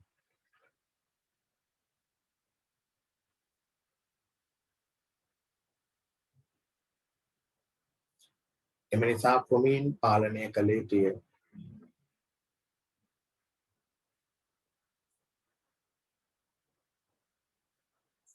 එම නිසා පලිබෝධ පාලනය කළ යුතුයි. හරි. ඊළඟ කාරණය ක්‍රමානුකූල ජල සම්පාදනය. ඊළඟ කාරණය ක්‍රමානුකූල ජල සම්පාදනය. අපි කියවනේ ජල සම්පාදනයේ දුර්වල වෙච්ච ගමන් ශාකවල පත්‍ර මධ්‍ය සෛලවල ජලය අඩු වෙනවා. පත්‍ර මධ්‍ය සෛලවල ජලය අඩු වෙච්ච ගමන් පූටිකා වැහිලා යනවා. පූටිකා වැහුනොත් ප්‍රභා සංශ්ලේෂණයට බලපානවා. ඒ නිසා අපි හැමතිස්සෙම ශාකය මූල මණ්ඩල කලාපය ක්ෂේත්‍රධාරිතාවයේ තියාගන්න උත්සාහ කරන්න ඕන. ක්ෂේත්‍රධාරිතාවයේ තියෙනවා නම් ප්‍රශස්තයි ජලය ඉතා හොඳින් ප්‍රභා සංශ්ලේෂණය සිද්ධ වෙනවා. අපි මෙහෙම ලියමු. ශාකවල මූල මණ්ඩල කලාපය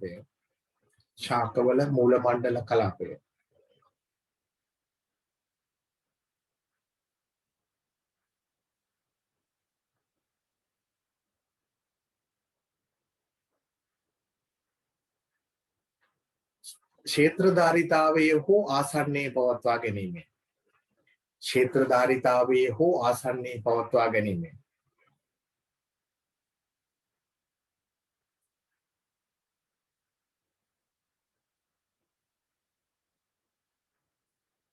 පත්‍ර මධ්‍ය සෛලවල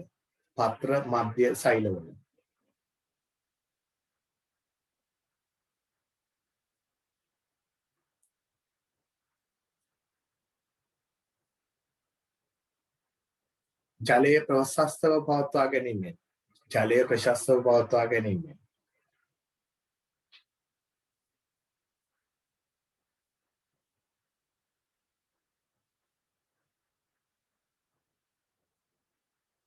පූටිකා වැසී යාම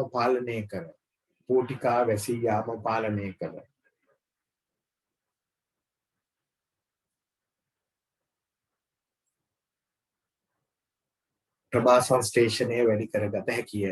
ප්‍රභා සංශ්ලේෂණය වැඩි කරගත හැකිය.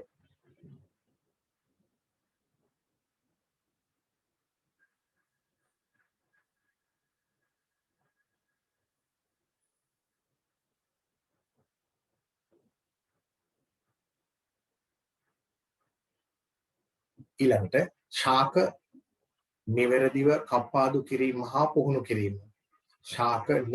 කප්පාදු කිරීම හා පුහුණු කිරීම. මේක අනවශ්‍ය අතුත් නෙමෙයි. තිබුණට කමන්නේ ඕනකට වඩා තියන්නේ නැහැ. දැන් උදාහරණයකට තක්කාලියෙම අපි තනි කඳක් විදියට පුහුණු කරනවා. එතකොට ගහට හොඳට ආලෝකය ලැබෙනවා. අස්වැන්න වැඩි කරන්න පුළුවන්.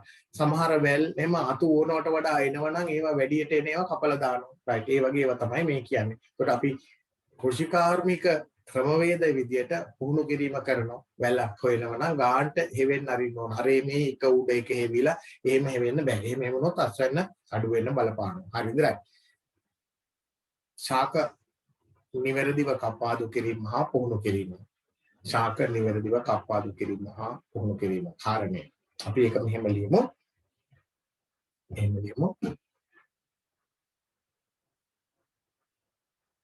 ශාකයට මනාව ආලෝකය ලැබෙන පරිදි ශාකයට මනාව ආලෝකය ලැබෙන පරිදි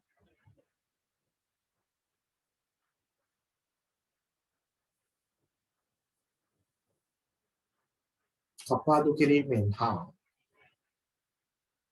ශාකයට මනාව ආලෝකය ලැබෙන පරිදි කපාදු කිරීමෙන් හා පුහුණු කිරීමෙන්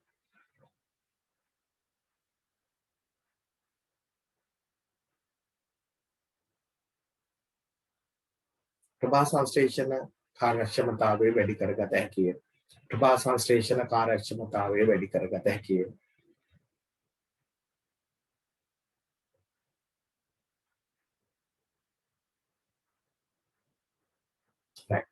ඊළඟ කාරණේ ආරක්ෂිත ගෘහ තුල භෝග වගාව. ආරක්ෂිත ගෘහ තුල භෝග වගාව. ආරක්ෂිත ගෘහ තුල භෝග වගාව. ආරක්ෂිත ගෘහ තුල භෝග වගාව කරාම තියෙන වාසිය තමයි අර බාහිර සාධක අපිට පාලනය කරන්න පුළුවන්. උදාහරණයකට කාබන් ඩයොක්සයිඩ් සාන්ද්‍රණය ඕන නම් අපිට පාලනය කරන්න පුළුවන්. උෂ්ණත්වය ඕන නම් ප්‍රශස්තව අපිට පාලනය කරන්න පුළුවන්. උෂ්ණත්වය හරිද? එහෙම නැත්නම් අපිට ජලය වගේ දේවල් බාහිර සාධක ප්‍රශස්තව පාලනය කරන්න පුළුවන් ආරක්ෂිත භෝග වගාව තුල. හරි නේද? එතකොට ඒවා අපි කියනවා ආලෝකය ඕනනම් ප්‍රශස්තව පාලනය කරන්න පුළුවන්. කෘත්‍රිම ආලෝකය දීලා උනා. ඒවා එතකොට බාහිර සාධක පාලනය කරන්න ලේසි ආරක්ෂිත ගෘහ තුල භෝග වගා කිරීමෙන්. ඒ හරහා අපිට ප්‍රභා සංශ්ලේෂණ කාර්යක්ෂමතාවය වැඩි කරන්න පුළුවන්. මෙහෙම ලියමු. ආරක්ෂිත ගෘහ තුල භෝග වගාවේ ආරක්ෂිත ගෘහ තුල භෝග වගා කිරීමෙන්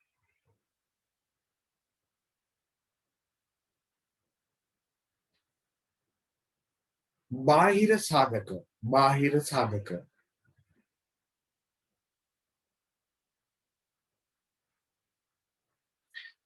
ප්‍රශස්තව පාලනය කිරීම පහසු වේ. ප්‍රශස්තව පාලනය කිරීම පහසු වේ. නැත්නම් පාලනය කිරීම සිදු කළ හැකිය. ප්‍රශස්තව පාලනය කිරීම සිදු කළ හැකිය.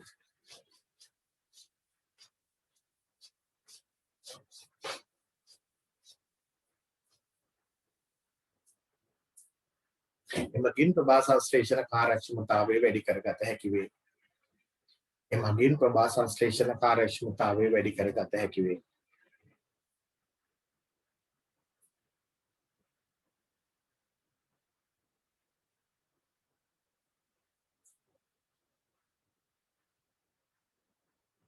උදාහරණ කාබන් ඩයොක්සයිඩ් සාන්ද්‍රණය වැඩි කිරීම. උදාහරණ කාබන් ඩයොක්සයිඩ් සාන්ද්‍රණය සුළු වශයෙන් වැඩි කිරීම.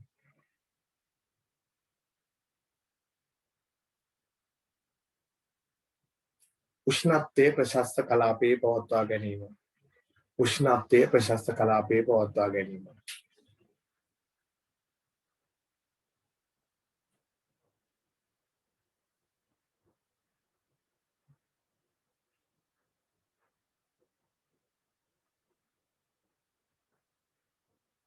ඊළඟ කාරණේ විදිහට ලියමු. අපිට මේ කාර්යක්ෂම කරගන්න පුළුවන් දේවල්. හරිද? ඊළඟ කාරණේ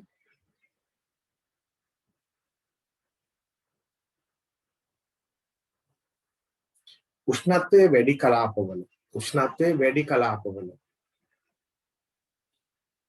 පරිසර උෂ්ණත්වය වැඩි නම් සාමාන්‍යයෙන් සෙන්ටිග්‍රේඩ් අසක 33 34 35 වගේ තියෙන කලාපවල උෂ්ණත්වයේ වැඩි කලාපවල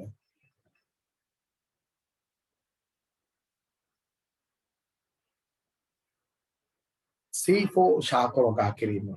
C4 ශාක වගා කිරීම.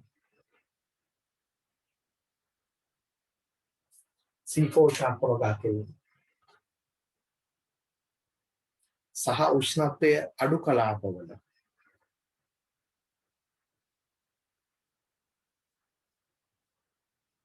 C3 ශාක වගා කිරීම.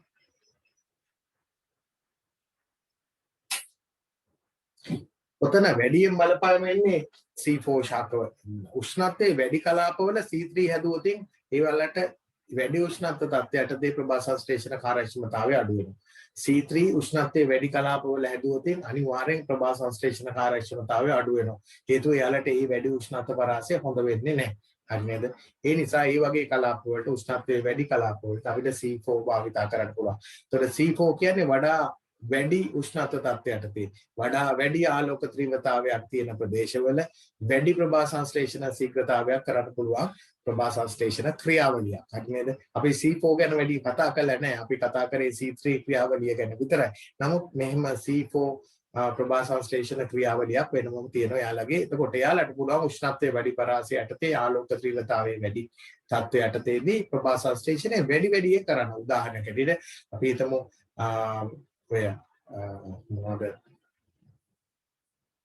ප්‍රධාන වශයෙන් ගත්තොත් sugar cane කියන්නේ මොනවද උක් වගේ දෙයක් අස්වැන්න හුඟක් වැඩි උෂ්ණත්වය වැඩි වෙන්න ඕන. උෂ්ණත්වය වැඩි වෙන්න ඕන ආලෝක ත්‍රිවතාවය වැඩි වෙන්න ඕන. එතන පොඩ්ඩක් අපි මෙහෙම ලියමු. C4 ප්‍රභා සංශ්ලේෂණ ක්‍රියාවලිය C4 ප්‍රභා සංශ්ලේෂණ ක්‍රියාවලිය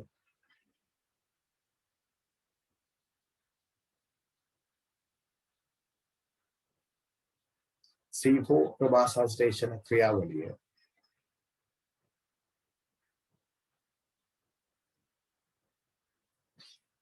ඉහළ වැඩි උෂ්ණත්වය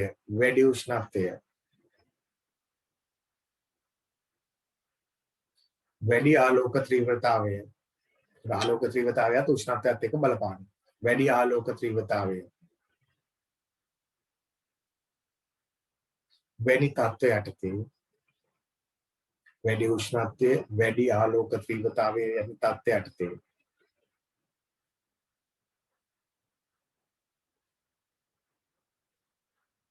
වැඩි ප්‍රභා සංශ්ලේෂණ කාර්යක්ෂමතාවයක් ලබා දෙයි.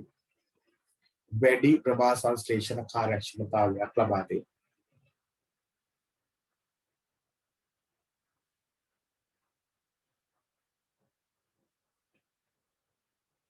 උදාහරණ C4 ශාක වලට උදාහරණ බඩේරිඟු උක්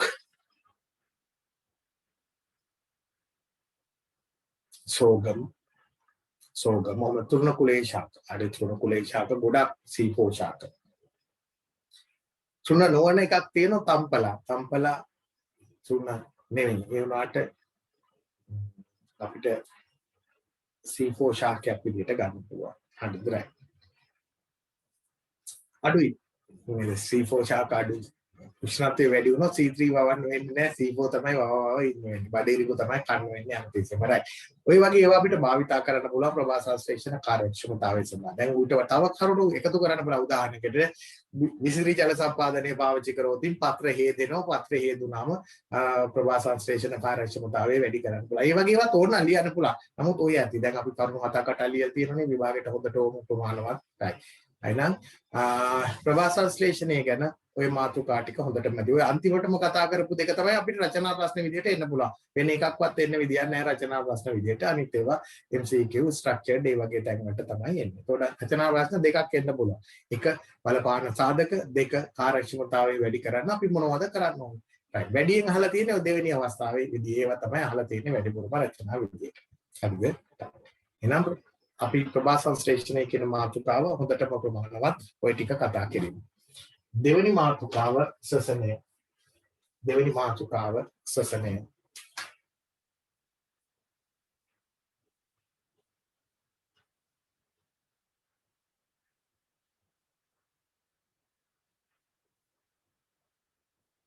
දෙවෙනි මාතෘකාව සසනය.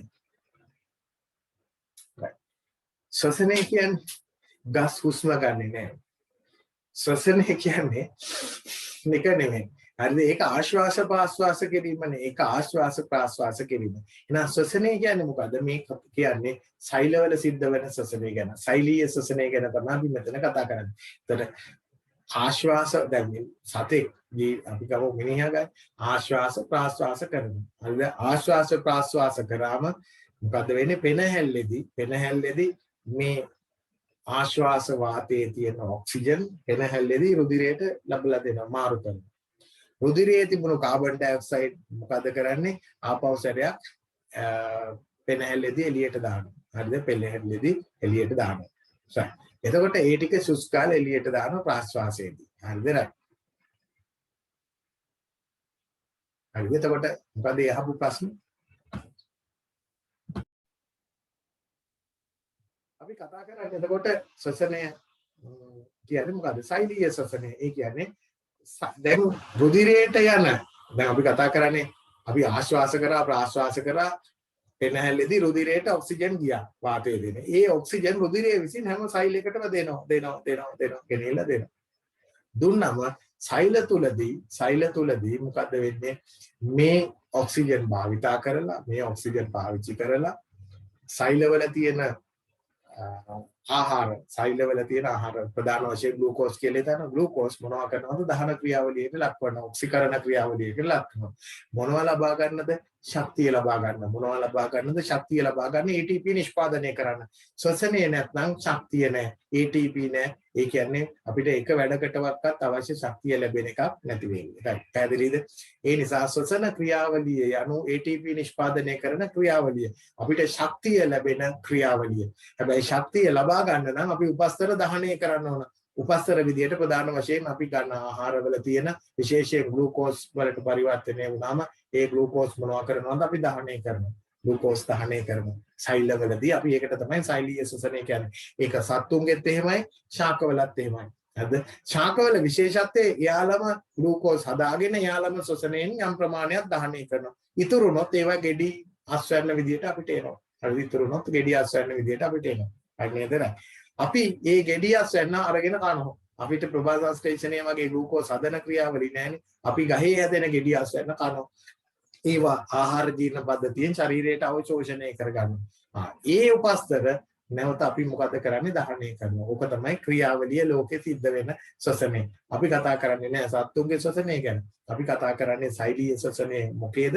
ශාකවල සෛලීය ශ්වසනය ගැන. හරි නේද? ඒතකොට ශ්වසනය කියන්නේ ශක්තිය නිපදවීමේ ක්‍රියාවලිය. එහෙම නැත්නම් ATP ශක්තිය නිපදවීමේ ක්‍රියාවලිය. මේ ශ්වසනය කියන්නේ තනිපේලිය ප්‍රතික්‍රියාවක් නෙවෙයි. අපි දන්නවා අපි නිකන් ශ්වසනය O level කාලේදී නිකම්ම කියනෝනේ මොනවද? මෙහෙම කියනෝනේ C6යි H12යි O6යි ග්ලූකෝස් මොනවත් එක්කද? ඔක්සිජන් 6ක් එක්ක. ඔක්සිජන් 6ක් එක්ක. right. පරිවර්තනය කරන මොනවා බවටද? 6ක්. මොනවද? CO2. දන්න. මොනවද? 6ක් ජල වාෂ්ප. 6ක් ජලය. ධන. විශේෂයෙන්ම මේක ඔය එකකින්වත් වැඩක් නැහැ. අපිට අවශ්‍ය වෙන මොනවද? ශක්තිය. අවශ්‍යතාවයේ ශක්තිය හදන්න. හරිද? අවශ්‍යතාවයේ ශක්තිය හදන්න. මම ඕක මෙහෙම ලියන්නම්කෝ. ATP කියන අවශ්‍යතාවයේ ශක්තිය නිෂ්පාදනය කරන්න. ATP නිෂ්පාදනය කරන්න. මේ ක්‍රියාවලිය මෙතන අපි ලියන එන්සයිම කියලා. එන්සයිම. ඕකනේ හයේදී ලියන්නේ එන්සයිම ලිව්වේ නැත්තම් වැරදි. මේක එන්සයිම රාශියකින් සිද්ධ වෙන ප්‍රතික්‍රියාවක්. හරිද? සංකීර්ණ ප්‍රතික්‍රියාවක්. මේක තනිපේලියක ප්‍රතික්‍රියාවක් නෙමෙයි. මේක තමයි මේ සමස්ත ක්‍රියාවලිය ශ්වසනය කියන ක්‍රියාවලියේ සාරාංශය.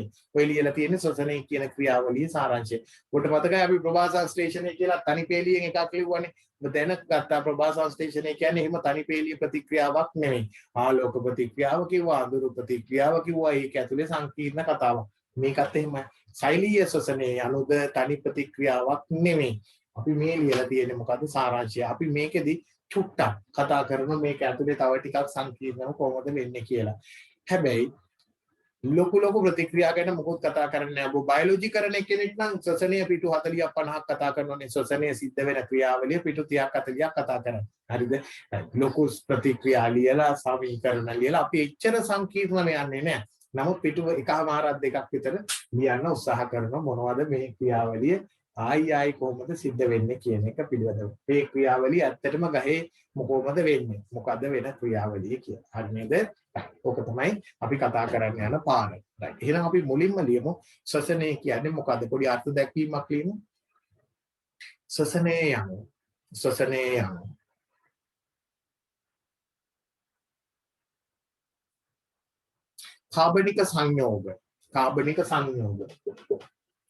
කාබනික සංයෝග.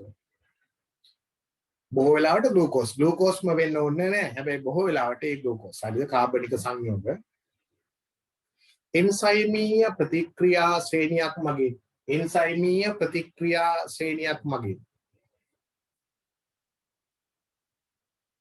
එන්සයිමීය ප්‍රතික්‍රියා ශ්‍රේණියක් මගින්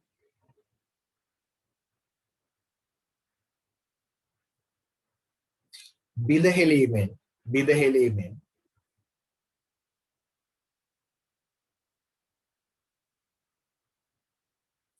ශක්තිය නිෂ්පාදනය කිරීමේ ක්‍රියාවලියයි නැත්නම් ශක්තිය ලබා ගැනීමේ ක්‍රියාවලියයි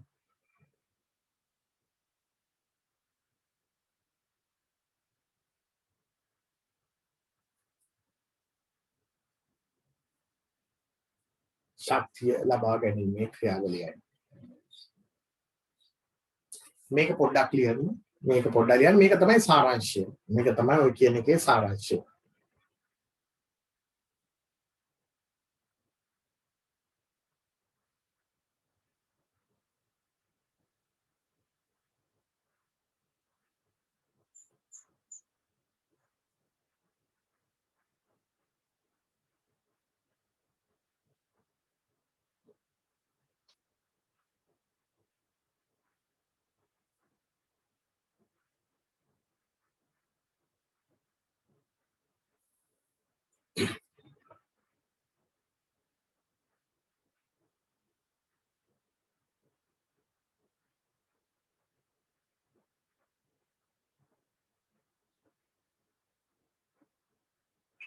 මෙතන ඕනනම් වරහන් ඇතුලේ ශක්තිය කියලා දාගන්න. මෙතන වරහන් ඇතුලේ ශක්තිය ATP විදියට තමයි ශක්තිය ගොඩ නැගෙන්නේ. වරහන් ඇතුලේ ශක්තිය කියලා දාගන්න.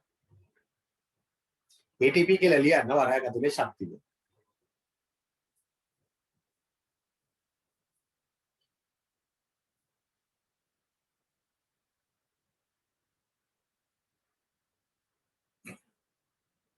එතන යටින් ලියනවා. එතන යටින් ශ්වසනය යනු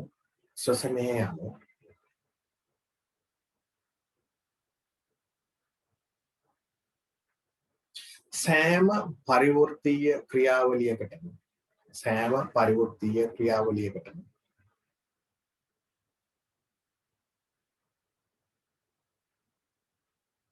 අවශ්‍ය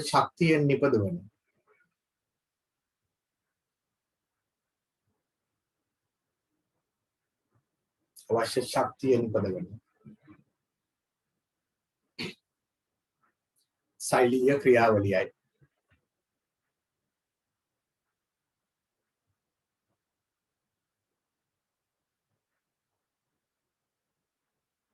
අවශ්‍ය සෛලීය සිදුවන ශක්තිය නිපදවන සෛලීය ක්‍රියාවලියයි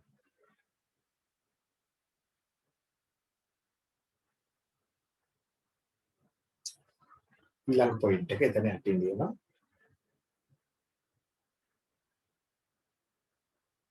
ශ්වසනය සඳහා භාවිතා වන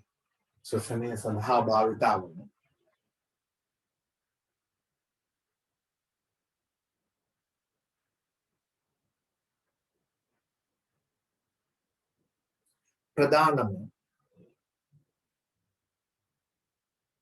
උපස්තරය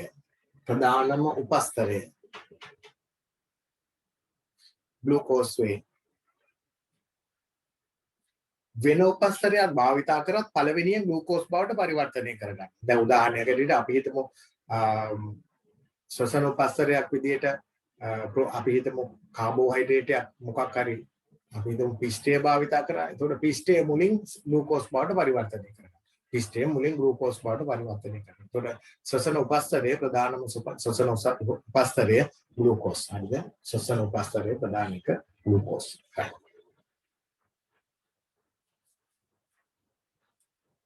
right. ඊළඟ පෙළිය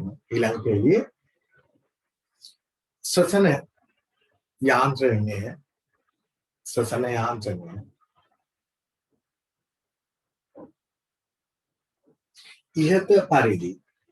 ඉහත පරිදි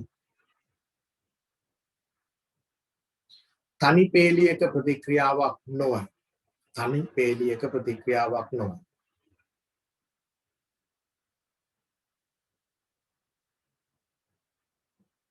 සංකීර්ණ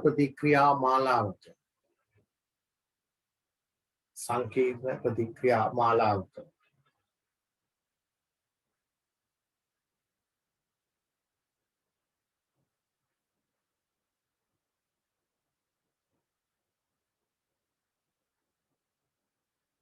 ප්‍රතිඵලයකි.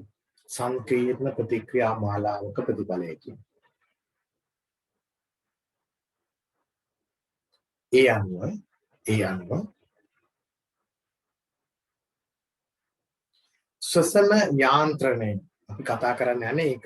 ඒ අනුව ශ්වසන යාන්ත්‍රණය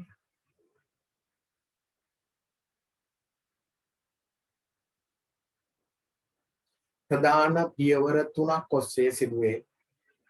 ශ්වසන යාන්ත්‍රණයේ ප්‍රධාන පියවර 3ක් ඔස්සේ සිදුවේ.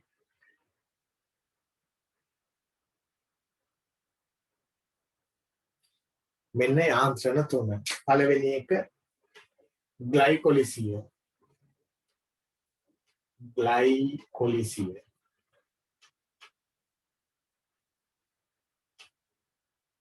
පළවෙනි එක ග්ලයිකොලිසිය.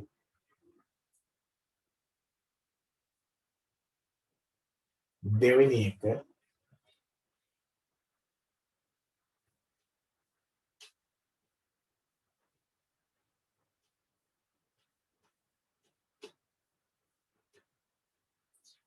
එක ක්‍රෙබ්ස් චක්‍රය.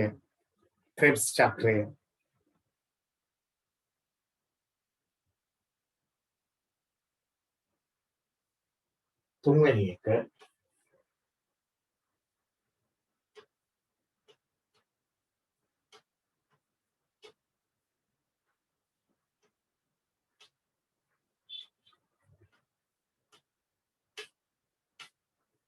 ඉලෙක්ට්‍රෝන පරිවහනය.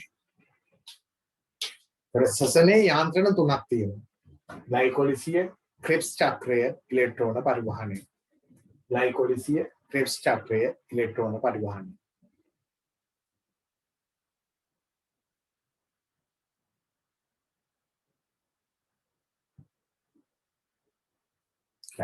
ඔබ ප්‍රභා සංශ්ලේෂණයේ දෙකයිනේ කතා කරේ.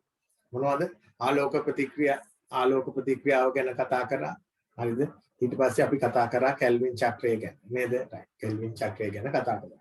දැන් මේ වගේ මෙතන 3ක් තියෙනවා ක්‍රියාවලිය. හරිද? 3ක් තියෙනවා ශ්වසන ක්‍රියාවලිය සිද්ධ වෙන පියවරය. මොනවද 3? ග්ලයිකොලිසිය, ක්‍රෙබ්ස් චක්‍රය සහ ඉලෙක්ට්‍රෝන පරිවහනය කියන යාන්ත්‍රණ 3. එතකොට අපි සංකීර්ණ මේ යාන්ත්‍රණ තුනේ සරලව ඉගෙන ගන්න යනවා.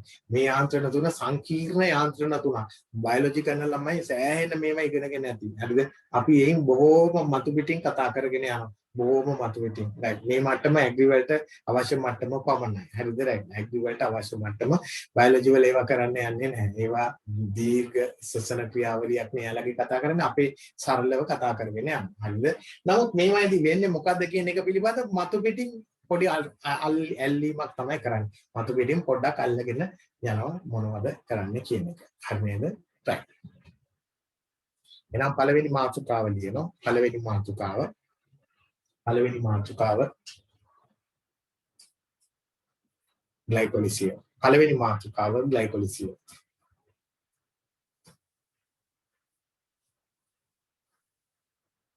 පළවෙනි මාතෘකාව ග්ලයිකොලිසිය.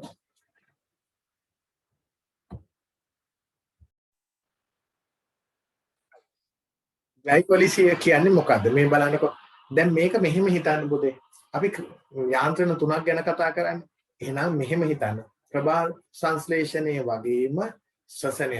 හරිද? ප්‍රභා සංශ්ලේෂණයේ අනිත් පැත්ත තමයි ශ්වසනය. ප්‍රභා සංශ්ලේෂණයේ අනිත් පැත්ත තමයි ශ්වසනය. එහෙමයි හිතන්න. ප්‍රභා සංශ්ලේෂණයේදී ඇතිවෙච්ච ඵල ආයි බිඳ දැමීමක් තමයි ශ්වසනයේදී කරන්නේ. මේ බිඳ දැමීම කරන යන්ත්‍ර 3ක් තියෙනවා. මැෂින් 3ක් තියෙනවා කියලා හිතන්නකො. මැෂින් 3ක් තියෙනවා කියලා හිතන්න. එක මැෂින් එකක් තමයි ග්ලයිකොලිසිය. මුලින්ම ප්‍රභා සංශ්ලේෂණයේදී පළ විදියට හදපු මේ කාබන් සංයෝග ගෙනහිලා දානවා එක මැෂින් එකකට. මුලින්ම දාන්න යන්නේ මම මොන මැෂින් එකටද? ග්ලයිකොලිසිය මැෂින් එකට තමයි දාන්නේ. මේ මැෂින් එකේ නම තමයි ග්ලයිකොලිසිය. යාන්ත්‍රණය කියන්නේ මැෂින් කියන එකනේ රයිට්. හරි. යාන්ත්‍රණය ග්ලයිකොලිසිය. ඒතර මේ මැෂින් එකට දැම්මම මොකද්ද වෙන්නේ? මේ මැෂින් එකට දැම්මම පුතේ වෙන්නේ මෙන්න මේ වගේ වැඩක්. අපි දාන්නේ කවුද? ග්ලූකෝස් නේ. මේ මැෂින් එකට දාන්නේ ග්ලූකෝස්. මෙන්න ග්ලූකෝස් දාන මැෂින් එකට. ග්ලූකෝස්. මේ මැෂින් එකට ග්ලූකෝස් දාන්න. right. මේ ග්ලූකෝස් මැෂින් එකට දැම්මම මැෂින් එක ඇතුළේදී මේක අරක මේක වෙලා කැඩිලා පොඩි වෙලා මොනවද වෙන්නේ? ඵල කීපයක් හදනවා. ඵල කීපයක් හදනවා. මෙන්න මේ ටික මතක තියාගන්න ඕන. මොනවද ඵල? පයිරුවේට් හදනවා. පයිරුවේට්. පයිරුවේට් කියලා රසායනික අණු දෙකක් හදනවා. පයිරුවේට් අණු දෙකක් හදනවා. හරිද? ග්ලූකෝස් එක අණුවක් මෙතනින් අපි භාවිතා කරාම ඒක දෙකට කැඩිලා. ඒතර ග්ලූකෝස් කියන්නේ කාබන් 6ක් තියෙන එකනේ. කාබන් 6ක් තියෙන එකනේ. එයා දෙකට කඩලා කාබන් 3 අණු දෙකක් බවට පරිවර්තනය කරනවා. හරිද? කාබන් 3 අණු දෙකක් බවට. ඒ කාබන් 3 අණු වලට අපි කියන කවුරුද කියලාද? පයිරුවේට් කියලා. පයිරුවේට් කියලා කියනවා. ඔබට මතක් වෙන්න ඕන ප්‍රභා සංශ්ලේෂණයේ පළවෙනි ස්ථායි ඵලයේ උනේ කාබන් 3ක එක්කෙනෙක් නේ. අපි හදු කතා කරපු C3 ශාකවල ප්‍රභා සංශ්ලේෂණයේ පළවෙනි ස්ථායි ඵලයේ උනේ කාබන් 3ක එක්කෙනෙක්. ඒතර කාබන් 3ක එක්කෙනෙක් හදලා එයා කාබන් 6ක් බවට පරිවර්තනය කරා. දැන් කරන්නේ ශ්වසනයේදී කාබන් 6 එක්කෙනා කඩනවා ආයි කීයක බවටද කාබන් 3ක් බවට කඩනවා. හැබැයි හැදෙන ඵලය වෙන ඵලයක්. අපි ඒකට කියන කවුරු කියලාද? පයිරුවේට් කියලා කියනවා. පයිරුවේට් කියලා කියනවා. හරි නේද? ඊට අමතරව මෙතෙන්දි නිපද වෙනවා ATP මෙතෙන්දි නිපද වෙනවා ATP ඇත්තටම ATP අණු 4ක් නිපද වෙනවා. මම දැන්ට මෙතන මෙහෙම ලියන්න. ATP අණු 4ක් නිපද වෙනවා මේ ක්‍රියාවලියේදී. ඊළඟට මේ ක්‍රියාවලියේදී තව රසායනික සංයෝගයක් නිෂ්පාදනය වෙනවා NADH.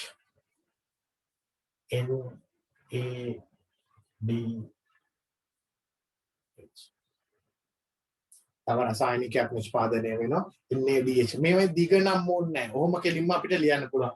මෙතෙන්දී NADH කියලා රසායනිකයක් නිපද වෙනවා. මේ දිග නම. හරිද? මේ දිගට අපිට කියන්න පුළුවන් නිකොටිනෑල්ඩිහයිඩ් අරෝමේවා එහෙම දිගට යන නම. එහෙම ඕනේ නැහැ. NAD අපිට හැදෙනවා. ATP අපිට හැදෙනවා. පයිරුවේට් හැදෙනවා. එහෙනම් එක ග්ලූකෝස් අණුවක් දහනය කරාම මැෂින් එකට දැම්මම ග්ලයිකොලිසිස් මැෂින් එකට පයිරුවේට් අණු දෙකක් හම්බ වෙනවා. ATP අණු හතරක් හම්බ වෙනවා. ඊළඟට NAD අණු හම්බ වෙනවා අපිට. හරිද? ඔන්න ඕක තමයි අපි එතකොට ප්‍රතික්‍රියාව විදියට හැදෙන්නේ. මෙතන අණු දෙකයි. හොඳේ මෙතන අණු දෙකක් ලැබෙනවා NAD. හරිද? ඕක තමයි ප්‍රතික්‍රියාව විදියට. මේ ප්‍රතික්‍රියාව සිද්ධ වෙන්න ශක්තිය අවශ්‍යයි. මේ ප්‍රතික්‍රියාව සිද්ධ වෙන්න ශක්තිය අවශ්‍යයි. හරිද? මේ ප්‍රතික්‍රියාව සිද්ධ වෙන්න ශක්තිය අවශ්‍ය වෙනවා. කොච්චර ශක්තියක් ඕනද? ATP අණු දෙකක ශක්තියක් ඕන. ATP දෙකක මෙයාට ශක්තියක් ඕන. එතකොට මේ ප්‍රතික්‍රියාව වෙන්නේ ATP දෙකක් වැය වෙනවා. ATP දෙකක් වැය වෙනවා. ATP හතරක් හැදෙනවා. එතකොට සඵල ATP නිෂ්පාදනය දෙකයි. හතරක් හැදුනට දෙකක් වැය වෙනවනේ. ඒ නිසා සාමාන්‍යයෙන් පොත්වල ලියනකොට ග්ලයිකොලිසිස් ප්‍රතිඵල විදියට අපි ලියන්නේ මොනවද? පයිරුවේට් දෙකයි, ATP දෙකයි, NADH දෙකයි කියලා. හේතුව මෙතන ඇත්තටම හතරක් හැදෙනවා. හතරෙන් දෙකක් මෙයාගේ නිෂ්පාදන ක්‍රියාවලියට මොකක් වෙනවද? වැය වෙනවා. ඒ නිසා අපි ප්‍රතික්‍රියාව ලියනකොට මේ විදියට ලියමු. මෙතෙන්ට දෙකක් වැය වෙනවා. මෙතන හතරක් හැදෙනවා. සඵල ATP ප්‍රමාණය දෙකයි. සඵල ATP ප්‍රමාණය ග්ලයිකොලිසියේදී කීයද? දෙකයි. මේ සඳහා උපස්තරයක් ඕන වෙනවා. මේ ක්‍රියාවලියට උපස්තරයක් ඕන වෙනවා. මේ ක්‍රියාවලිය සිද්ධ කරන්න මෙයා හදන්න මෙයාගේ ආරම්භක ද්‍රව්‍ය ඕන වෙනවා දෙකයි.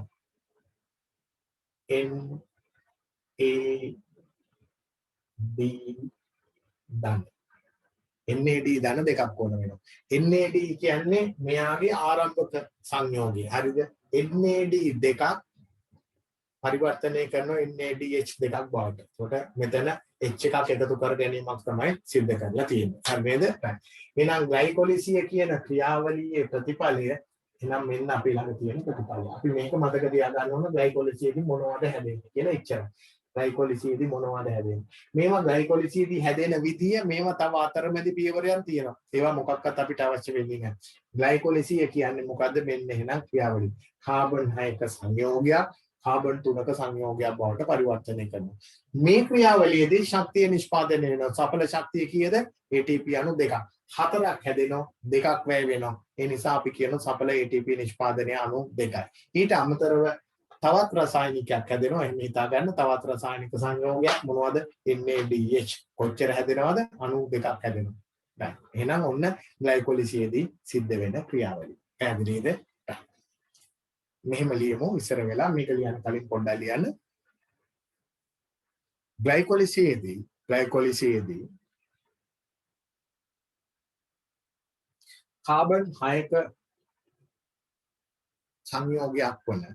කාබන් 6ක සංයෝගයක් වන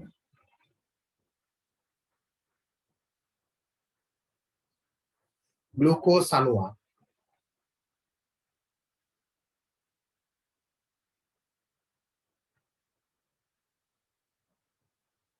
කාබන් 3ක සංයෝගයක් වන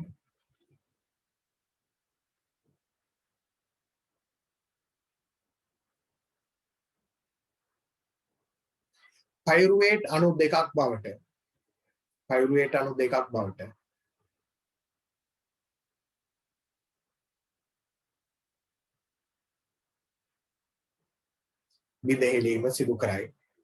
විදහෙලීම සිදු කරයි.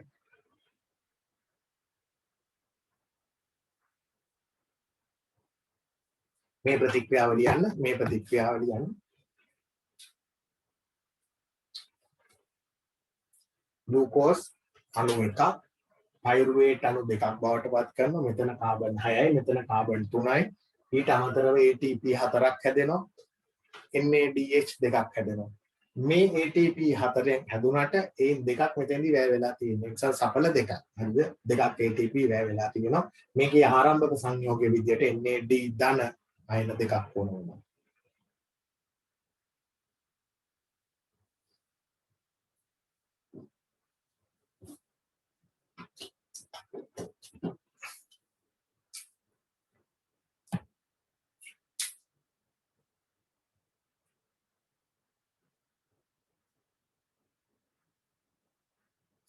සරලව ග්ලයිකොලිසිය කියන්නේ බිඳ වැටීම කියන එක. ග්ලයිකොලිසිය කියන එකේ තේරුම බිඳ දානවා කියන එක. මොකද බිඳ දාන්නේ ග්ලූකෝස් පයිරුවේට් පාට.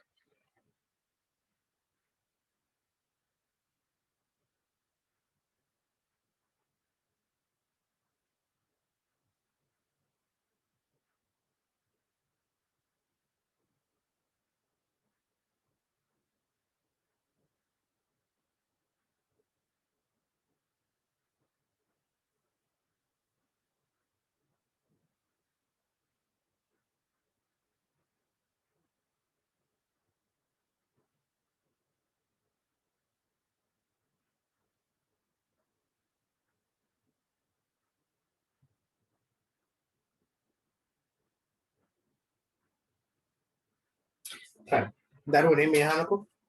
එතකොට මේ ක්‍රියාවලියට ඔක්සිජන් ඕනද? නැත. මේ ක්‍රියාවලියට ඔක්සිජන් ඕන නැහැ. හරිද? මේ කොහෙවත් අපි ඔක්සිජන් ලිව්වද අපි කියනෝනේ ශ්වසනයට ඔක්සිජන් ඕනේ කියලා. තාම ඔක්සිජන් ඕන නැහැ. මේ ක්‍රියාවලියට කිසිම ඔක්සිජන් වල බලපෑමක් නැහැ. ඉතා හොඳින් මතක තියාගන්න ග්ලයිකොලිසියට ඔක්සිජන් ඕන නැහැ. ඔක්සිජන් තිබුණත් මේ ප්‍රතික්‍රියාව වෙනවා. ඔක්සිජන් නැති වුණත් මේ ප්‍රතික්‍රියාව වෙනවා. හේතුව මේ ප්‍රතික්‍රියාවට ඔක්සිජන් අවශ්‍ය වීමක් නැහැ. වෙන පාටකින් ලියනවා. ග්ලයිකොලිසිය සඳහා ඔක්සිජන් අවශ්‍ය නැත. ග්ලයිකොලිසිය සඳහා ඔක්සිජන් අවශ්‍ය නැත.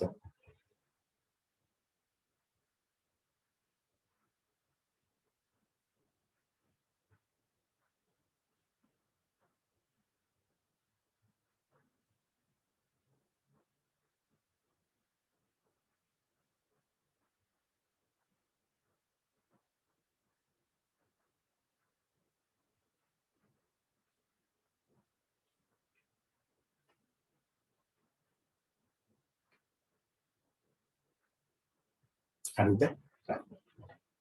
ඊළඟට දැන් මේ ප්‍රතික්‍රියාවට ඔක්සිජන් ඕන නැහැ. කොහේද මේ ග්ලයිකොලිසිය වෙන්නේ? එකක් දැනගන්න ඕන. මේ පොයින්ට් තමයි MCQ වල අහන්නේ වනම් අහන්නේ අපෙන්. හරිද? කොහේද වෙන්නේ ග්ලයිකොලිසිය? මට කියන්න ශ්වසනය වෙන්නේ කොහෙද කියලා. සෛල තුල ශ්වසනය සිද්ධ වෙන මධ්‍යස්ථානයේ කොහෙද? දැන් උදාහරණයකට අපි ප්‍රභා සංශ්ලේෂණය ගැන කතා කරනකොට ප්‍රභා සංශ්ලේෂණය වෙනවයි කිව්වේ හරිත ලව තුලනේ. ඒ වගේ ශ්වසනය වෙන්නේ කොහෙද? ශ්වසනය වෙන්නේ ගර්තවල කොහෙද අනේ ගස්වල ගර්ථ? කොහෙද තියෙන ගස්වල ගර්ථ? මං ආයෙ කිව්වනේ ඔය අපි ශ්වසනය කියලා හිතන් ඉන්න ශ්වසනය ගැන නෙමෙයි මේ කතා කරන්නේ. මම පාඩම පටන් ගන්නකොටම ඔය කතාව කිව්වා. අපි ශ්වසනය කියලා හිතන් ඉන්නේ මේ ආශ්වාස ප්‍රාශ්වාස කරනවා කියන එක. ආශ්වාස ප්‍රාශ්වාස නෙමෙයි ශ්වසනය කියන්නේ. මේ කතා කරන්නේ සෛල තුල වෙන ශ්වසන ක්‍රියාවලිය ගැන. අපි ශ්වසනය කියන්නේ හුස්ම ගන්නවා, හුස්ම හෙලනවා කියන එකනේ. ඒක නෙමෙයි මේ කතා කරන්නේ. හරිද? මිනිසුන්ගේ ශ්වසනය කියන්නේ ඇත්තටම ඒක නෙමෙයි. ඒක ආශ්වාස කිරීම සහ ප්‍රාශ්වාස කිරීම. හරිද? ඒකෙන් කරන්නේ ශ්වසනයට අවශ්‍ය ඔක්සිජන් උදිරයට මාරු කරලා දෙන එක විතරයි. හරිද? ඒක නෙමෙයි ශ්වසනය. ශ්වසනය වෙන්නේ සෛල තුල. ශ්වසනය සිද්ධ වෙන්නේ සෛල තුල. ශ්වසනය කියන්නේ මොකද්ද? ග්ලූකෝස් භාවිතා කරලා ATP නිෂ්පාදනය කිරීමේ ක්‍රියාවලිය. right. එතකොට ඒක වෙන්නේ ගර්ථ තුල නෙමෙයි සෛල තුල. සෛලයේ මොන කෑල්ල ඇතුළතද? මයිටොකොන්ඩ්‍රියා තුල තමයි ඔය ශ්වසනය වෙන්නේ. හරිද? ඔය ශ්වසනය වෙන්නේ මයිටොකොන්ඩ්‍රියා තුල. හැබැයි ශ්වසනය මයිටොකොන්ඩ්‍රියා තුල වෙනවා කිව්වට මෙන්න මේ කෑල්ල ග්ලයිකොලිසිය වෙන්නේ මයිටොකොන්ඩ්‍රියා ඇතුලේ නෙමෙයි. මයිටොකොන්ඩ්‍රියා ඇතුලේ නෙමෙයි ග්ලයිකොලිසිය වෙන්නේ. හරිද? ග්ලයිකොලිසිය සිද්ධ වෙන්නේ පුතේ ප්ලාස්මය තුල. කොහෙද වෙන්නේ? සෛල ප්ලාස්මය තුල. මතක තියාගන්න ඕන කාරණයක්. පැහැදිලිද? ග්ලයිකොලිසියට ඔක්සිජන් අවශ්‍ය නැත කියලා අපි කිව්වා. ඒ වගේමයි ග්ලයිකොලිසිය කොහෙද සිද්ධ වෙන්නේ? මයිටොකොන්ඩ්‍රියාවෙන් නෙමෙයි. ග්ලයිකොලිසිය සිද්ධ වෙන්නේ සෛල ප්ලාස්මයෙන්. සයිටිකා පොයින්ට් එකත් අර රතු පාටින් හරි වෙන පාටකින් ලියනවා. ග්ලයිකොලිසිය සෛල ප්ලාස්මය තුල සිදුවේ. ග්ලයිකොලිසිය සෛල ප්ලාස්මය තුල සිදුවේ. ග්ලයිකොලිසිය සෛල ප්ලාස්මය තුල සිදුවේ.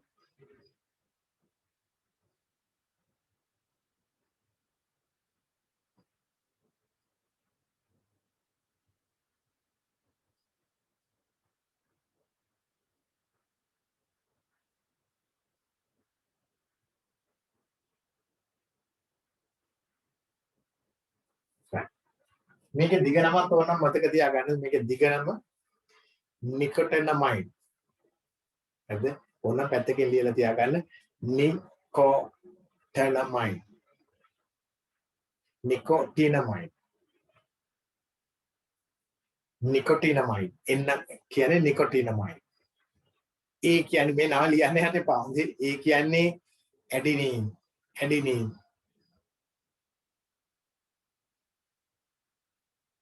D කියන්නේ ඩයිනියුක්ලියෝටයිඩ්.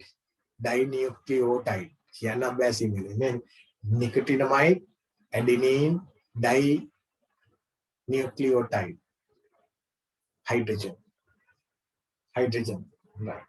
කොහොම ලියන්න ඕනේ අපි නිකන් කියන NADH. right. ඕක තමයි කතාව. හරිද? එතකොට දැන් අපි නිෂ්පාදනය ඔක්කොම කතා කරලා ඉවරයි. ওই ටික දැන ගැනීම හොඳටම ඇති මොනවා ගැනද? ග්ලයිකොලිසිය ගැන කතා කරන්න යනවා. right. ඊළඟ මාතෘකාව ක්‍රෙබ්ස් චක්‍රය.